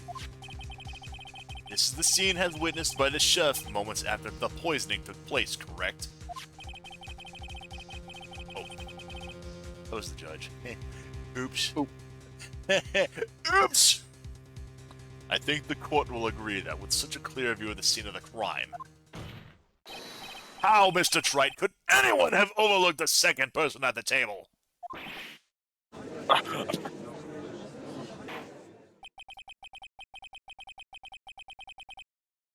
Certainly seems to show the victim's table extremely clearly.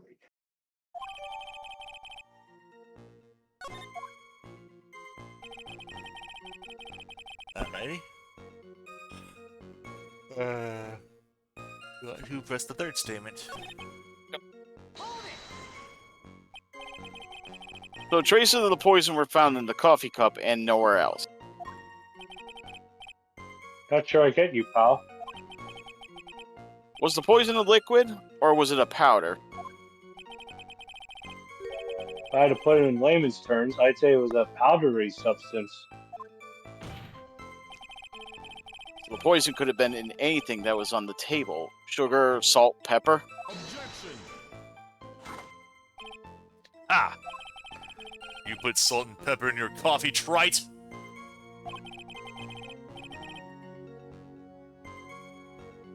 The victim took his coffee black with no sugar. Ah, man after a go to his own heart, then.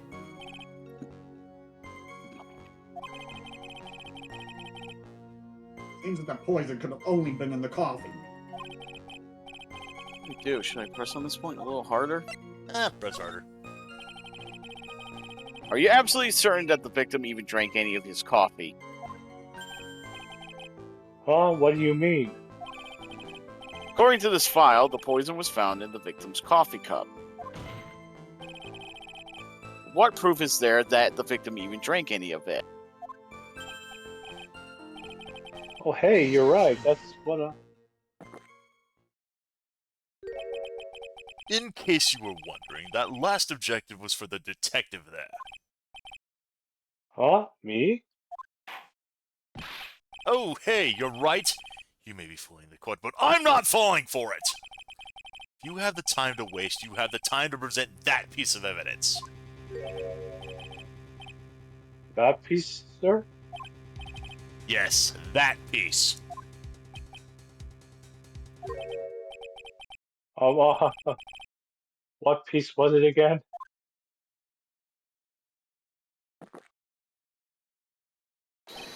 This! Okay. Should I be grateful this coffee's only hot enough to give me a first-degree burn? Oh, now I remember. This is the victim's coffee cup. Yes, the victim's cup. Take a good look at the rim.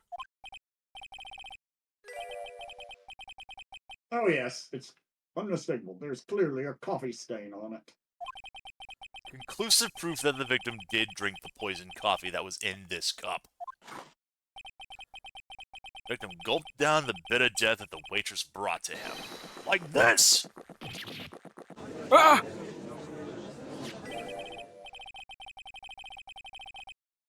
For the record, the only prints on the cup were the victims and the defendants.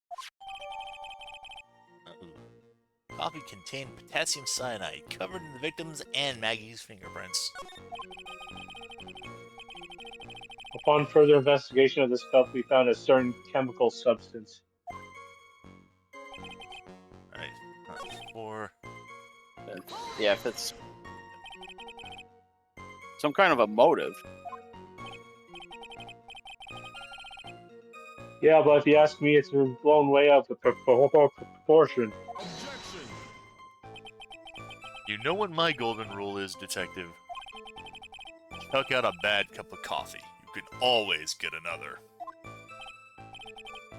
I don't get you. I'm saying we can always get another witness on the stand if we have to chuck you out.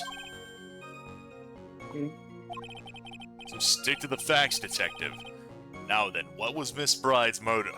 You guys got me doing it now. I'm sorry. Come on, Gumshoe. Take care, EJ. Later, Joe. There, EJ. They said she wanted to steal a lottery ticket. You knew it. That's what we heard yesterday, too.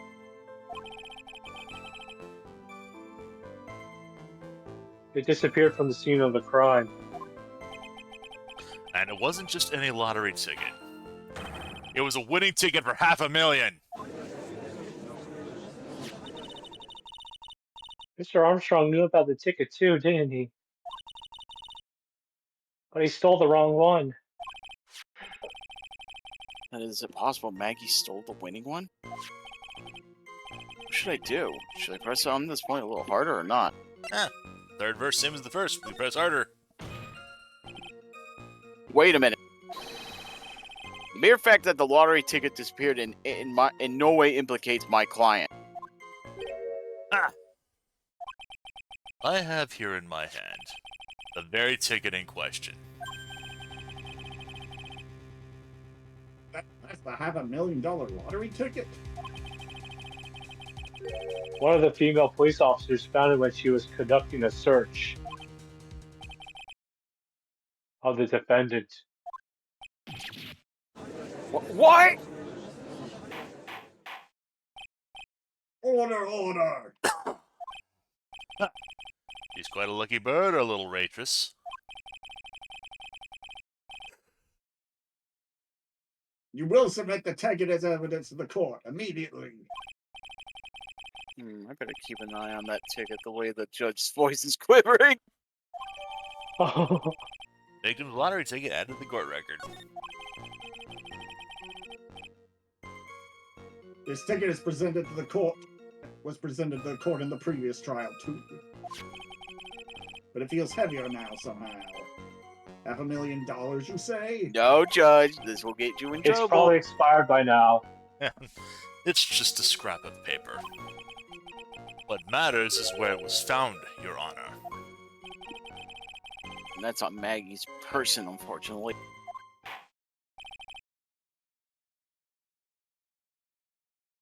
That's enough.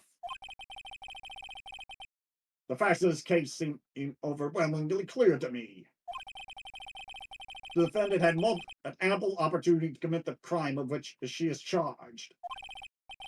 Furthermore, it seems beyond reasonable doubt that she did indeed commit this crime. I like an old man who knows the score. It was also the matter of the $500,000 lottery ticket. That alone provides a very credible motive.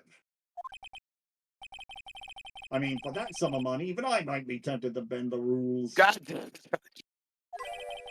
I don't mind an old man who's weak to the siren call of money. Not good, Nick. The evidence against Maggie is starting to pile up fast. Yeah, that's because the court has ruled guilty once already. I'd say it's about time to wrap up this repeat performance. With one final decisive piece of evidence. He's got more evidence against Maggie? This is the apron the delightful Miss Bird was wearing at the time. Wow, that's not the cleanest apron I have ever seen. That stain looks like can't be blood, can it? Seems the star of our little play was a little flustered. And somehow spilled coffee on herself. Coffee? Not exactly the first thing that caught my eye. Oh, this is actually a very interesting plot point. Of course. The coffee stain isn't the most interesting thing about this apron.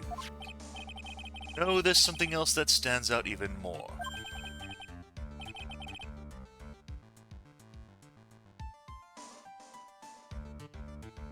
Nothing else, I presume you mean? Of course, I'm referring to the pocket. The pocket? Search carried out right after the incident uncovered this. Potassium cyanide, the very poison used by the killer, was in her apron pocket. A bottle of poison in Maggie's pocket? Yeah, Maggie's prints were the only ones on it. What? Order, order, order! The court will accept these items into evidence. The apron added to the court record. Potassium cyanide added to the court record. There's something still bothering me, Mr. Godo.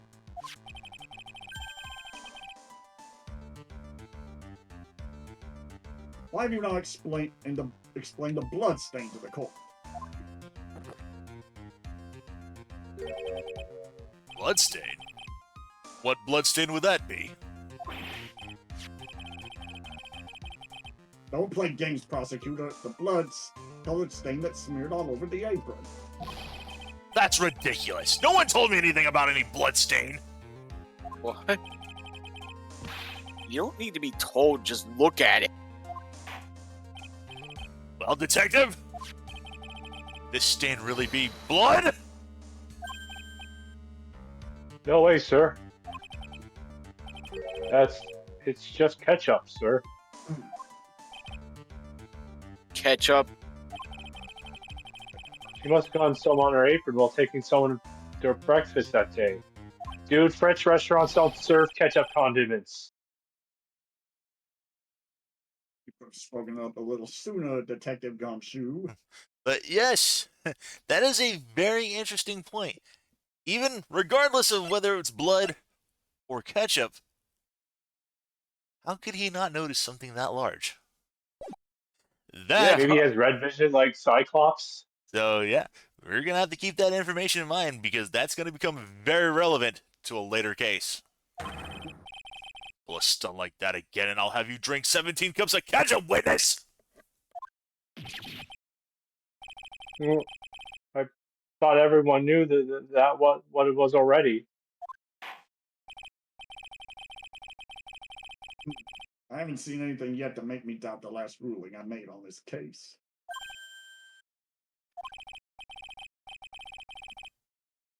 The motive, the opportunity, and the supporting evidence. They have all been clearly established. Well, Trite, seems you really are a phony after all. You really know how to drive a man nuts. Witness, please continue with your testimony.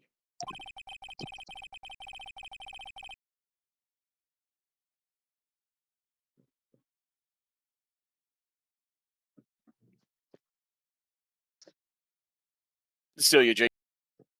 Describe for the court the crime scene, the findings of your investigation there.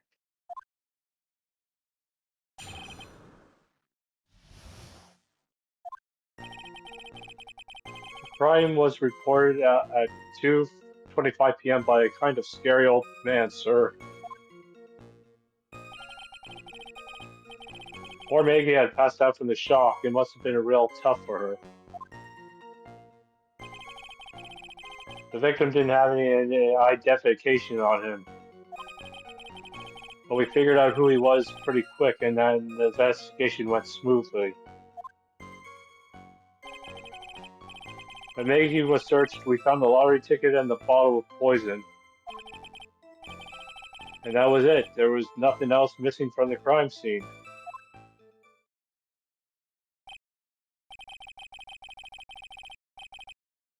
You identified the victim and secured the prime suspect. Very good. Last chance to convince the court you're a real lawyer, Trite. Don't count on any more cross-examinations after this one, so let the fun begin.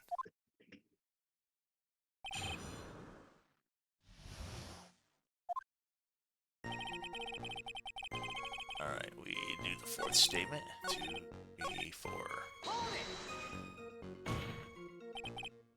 Wait a sec. Hey, did I say something dumb again? Let me paraphrase what you just testified to this court. The victim didn't have any form of ID on him. That's basically what you said, yes? Yeah, basically. In that case, how were you able to identify the victim so quickly? Oh, that. Slow it down. He's got the whole sagging shoulders and puppy eyes thing going. There was a prescription bag on the victim's table along with the lottery ticket. It seems Mr. Glenn Elg visited his doctor before he went to Tribulations. We got the victim's name from the medical records of the doc who prescribed the meds. That's a reliable enough source for the court. What should I do? Should I leave this alone or ask to hear more? Let's ask about the prescription bag. So what sort of medicine was in the bag? Well, actually, the bag we found was empty. Huh? Yeah, completely empty. Weird, huh? Letter M, letter T, MT. It was completely empty?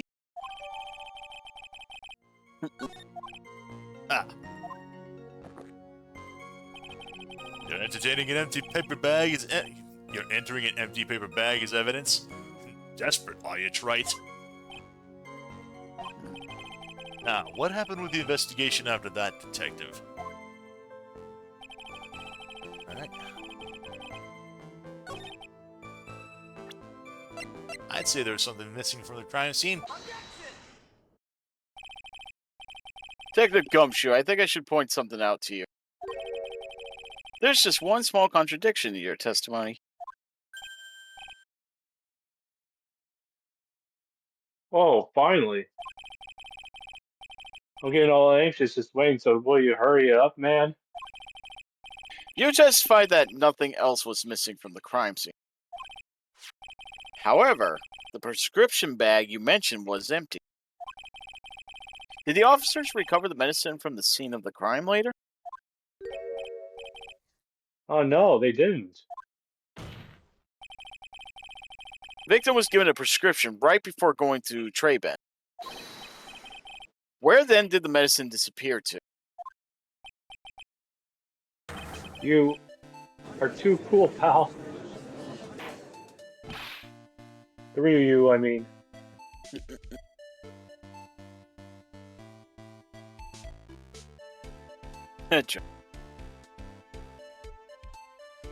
Indeed. Due consideration wasn't given to the victim's prescription in the previous trial. Witness, why do you always overlook such vital pieces of evidence? I guess that's what that's the most careless thing I've done so far, huh? That's debatable. The victim was killed by poison.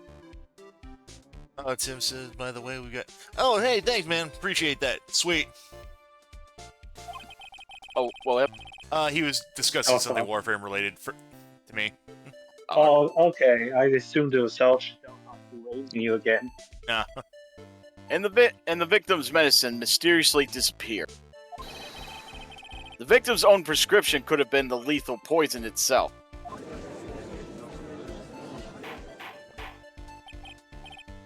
Order.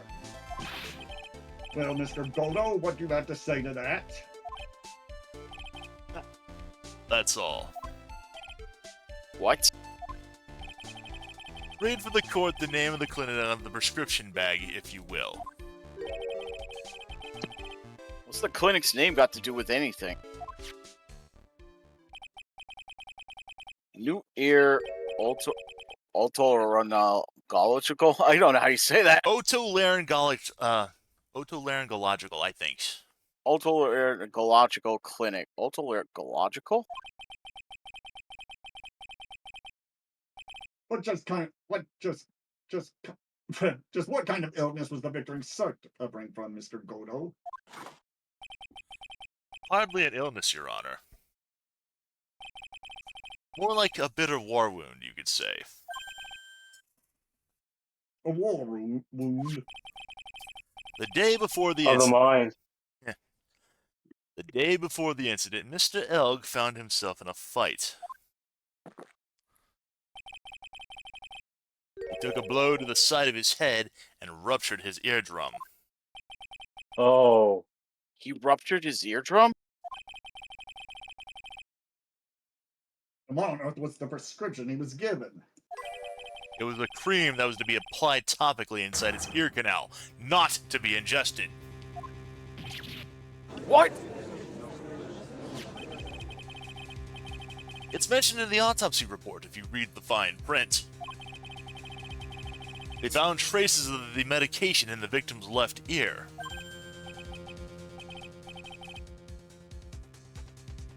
Yes, here it is, in very, very fine print. It seems Mr. Elg correctly applied some of his medication while he was at Tribulations. Therefore, it would be absurd to believe that he would have eaten his medication.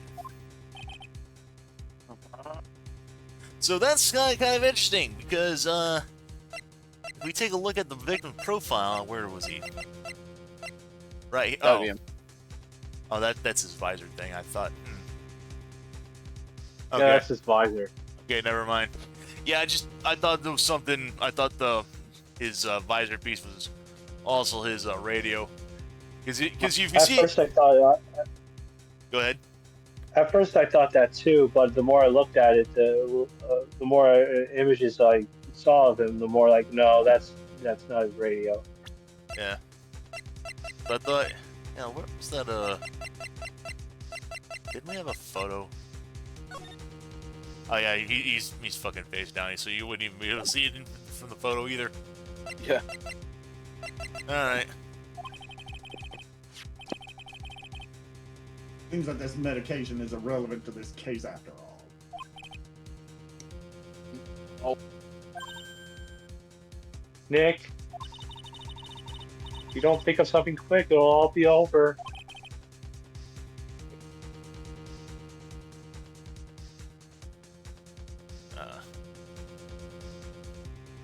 She's right. Oh, did you? I said it earlier. I guess you didn't hear me. Yeah, I think you kind of broke it up. I can't get away. Oh. Yeah, can't get away with any old weak objection. Let's push the medication issue. Bam. Only moments ago, Mr. Goda made the following statement. Seems Mr. L correctly applied some of his medication while he was at Treben. If that's the case, then why was the medication not found at the scene of the crime? Medication in question was for topical use inside the ear canal. Ear canal, oops. That doesn't change the fact that it could not be found at the crime scene. However insignificant it may seem, it's a lawyer's duty to pursue the truth. You know as well as I do that that medication is irrelevant. It hardly seems likely a prescription drug would contain potassium cyanide. It hardly seems likely that the coffee the waitress served would contain it either. But it did. The possibility is undeniable. That's enough. Mr. Goto, is the detective the only witness the prosecution wishes to call? Mr. Goto.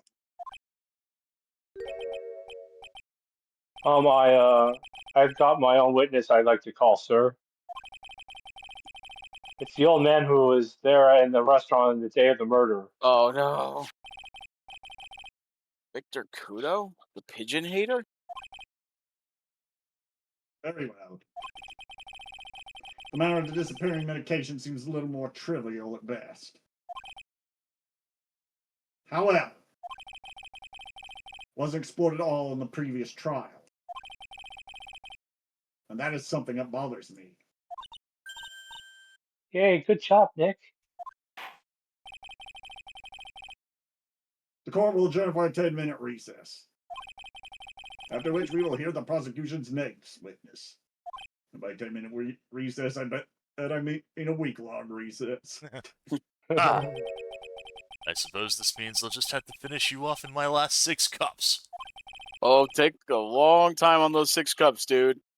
Court is adjourned for a week.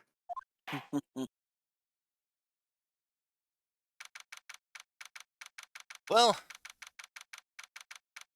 it didn't give No, me I the should opportunity to save, but we'll go ahead and we'll take the save now. So yeah, January 7th, 11:03 a.m. District Court, Defendant Lobby number 1.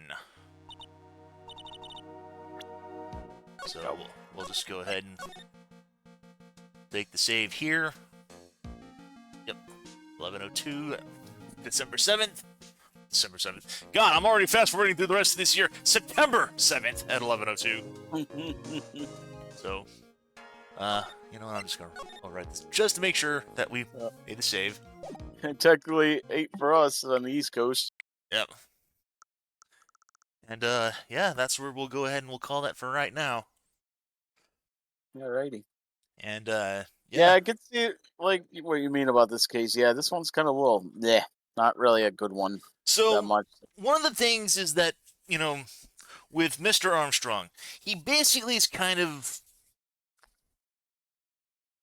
how can I put this? I have nothing against people who identify as something different than that they were born as. Yeah. To put it as, try to put this as non-offensively as possible. I have no problem with people who do that. I don't either. Yeah, just feel like but the depiction of what they chose to go with. Yeah, I mean, to be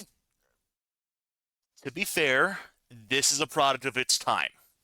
This was a game that was made in the mid-2000s, where, you know, attitudes were a very different thing back then. So, and the fact that they present this in a very stereotypical, played-up-for-laughs kind of thing, you know, at the time, yeah, I can kind of see where they were going with it. I just feel like this one feels more like a filler than like a. Like I said, yeah, this case does have its, you know, it does have its high moments, but this is, you know, in regards to overall, in terms of like hit or miss, I think this particular case is more misses than it does hits. Mm-hmm. It's not a terrible case, but it's definitely not one of the better ones. That's my opinion. Yeah, because I can see that. Yeah. so. because like I said, I don't care how like like how the chef is. Yeah, that doesn't bother me. It's just like I feel like this is just like they couldn't think of anything, so it's like let's just throw this case in just to give people something at least. Yeah. Yeah, even Matt's point is like it's more that the stereotypes feel more overplayed than anything. It was likely an issue even back then, but yeah, age has not been kind to this. So Because I know Yeah, that and, when we get, and Japanese humor was probably different back in the 2000s as well. yeah, I know that when we get to the next case, it does feel like we get back on track about the game. yeah. So uh, I gotta say, I can't wait till we do the last two because on the stuff I kind of read a little bit. yeah, agreed. So alrighty, we're just gonna go ahead. We're gonna activate that. Oh, Mhm. go over to that there. And yeah, that's pretty much where we're gonna end things off here for the night. Oh yeah, we don't know what you're doing for this Wednesday yet, right? I haven't decided yet on exactly what we're gonna be doing on Wednesday. I do think what I'm probably gonna do is I might just pull up that one ROM hack that I was looking at. This is a ROM hack that I pulled up of Super Mario RPG that kind of replaces Mario with Luigi, but Oh, this is more than just a simple sprite edit hack. This is actually like a minor difficulty hack as well. It's a slightly bit harder. They changed elements around a little bit. Okay. Uh, so like Luigi's a bit more balanced in regards to like he's got a bit more physical offense to him, but he's also still very viable as a magic person. Okay. Mallow is more geared toward magic than anything.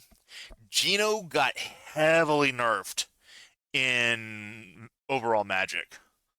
So from what I so he's no remember, longer the Red Mage. yeah. And then Bowser was basically they basically gave him like almost no magic whatsoever. He still does have him, but like he's got so little magic that it's like why would you ever bother putting in points on magic at him at all? What about Pete? Peach was replaced with Daisy, but Oh, Daisy. Okay. Oh, So yeah, Daisy in that game actually serves a bit of a role. She does have like she still has like her healing magic, but it's a bit less effective than Peach's is. And because the thing is that Peach in the original Mario RPG started out with both therapy and group hug. Mhm. Um, Daisy doesn't actually start off with either of those right away. She actually starts off with more of the debuffs, and she gets healing later on. So, Oh, okay. and even then, she doesn't even get the group healing right away. She like you get the first single target healing. So it's kind of meant to sort of be a bit of a balance thing to where, like, since Daisy doesn't get the healing magic until later levels, it actually is a bit more prudent to sort of have Mallow along as a healer, at least for the first part. So, uh, yeah, Tim says that still stays in the spirit of Ace Attorney, making a joke of the side NPCs and the guilty ones especially. Yeah. Uh, but yeah, like I said, we'll be getting into that. Like I said, we're at least going to showcase that hack, at least for the few hours on that. If we're interested, I may go ahead and do that as a full-on playthrough, All later right. on. So, Because I know you have after Bonanza, you're going to do Kirby, and then yeah, I don't know, or did you want to maybe try that after Phoenix if it? I mean, Super Mario RPG was never a particularly long game anyway. Uh, yeah. I do know that there is some other like post game content, so I don't know exactly how long that's exactly going to be. But we'll definitely go ahead and we'll at least Did the showcase some. dialogues change for the characters too, or no? A little bit, not much. Okay. It's mostly still the same as vanilla, but there is some minor differences. So Okay. see, there was that, and what other uh what other ROM hacks have I looked into recently? I don't think I got anything for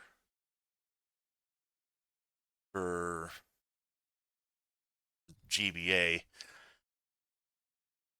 There's probably like there's like 100 fucking Pokemon ROM hacks. I heard of one. It's called Pokemon Uranium. Oh, I've known about that one. Uh, don't think don't think I actually have that one. If I do, I don't I know remember what I did with there's it. like a Team Rocket ROM hack where you join Team Rocket and Yeah, I mean, I could look Oh into yeah, getting that one too, but uh, I was gonna play it, but the Uranium one I got was the bad file, unfortunately, so I couldn't play it. hate when yeah, I'm that not surprised. Yeah, and I don't really actually have much of a or Citra either here. You get to join the true heroes of Pokemon. Yeah. Uh, No, the true heroes are Team Plasma. oh yeah, that's Renegade Platinum, Flawless Platinum. All right. Yeah. I heard Renegade Platinum is brutal. Oh, it is. I played it before. Renegade Platinum is no joke. Yeah. Fatui Agenda strong. Yeah. Yeah. There was a couple other ROM hacks I've been meaning to grab. It's just I haven't gotten around to actually grabbing them. So. Uh. But anyhow, that's where we're going to go ahead and leave off here for right now. Like I said, we're mainly going to be focusing on doing that one ROM hack, that one Super Mario RPG one that I said. Mhm. Probably be focusing mostly on that. And like I said, we'll at least give it about maybe like an hour or so, see how we feel about it, and if we continue on it, we'll probably do it for the night. And if we feel how we're looking at it at the end of that night, maybe we might save it for a future project. So, All right. so yeah. That being said, this is going to be where we're calling it for the night. Thanks everyone for swinging on by, both Twitch chat and CodeComs as always. Thank you. Pleasure. And this has been Mr. Ben. This is Jay Smith. This is Radio Dog. TM21. Wishing you all a wonderful and happy evening. We will see you guys for the Wednesday stream. So take care, everybody. Yep, the 10th. Folks. Yep. Later. Later, y'all. Have a great week.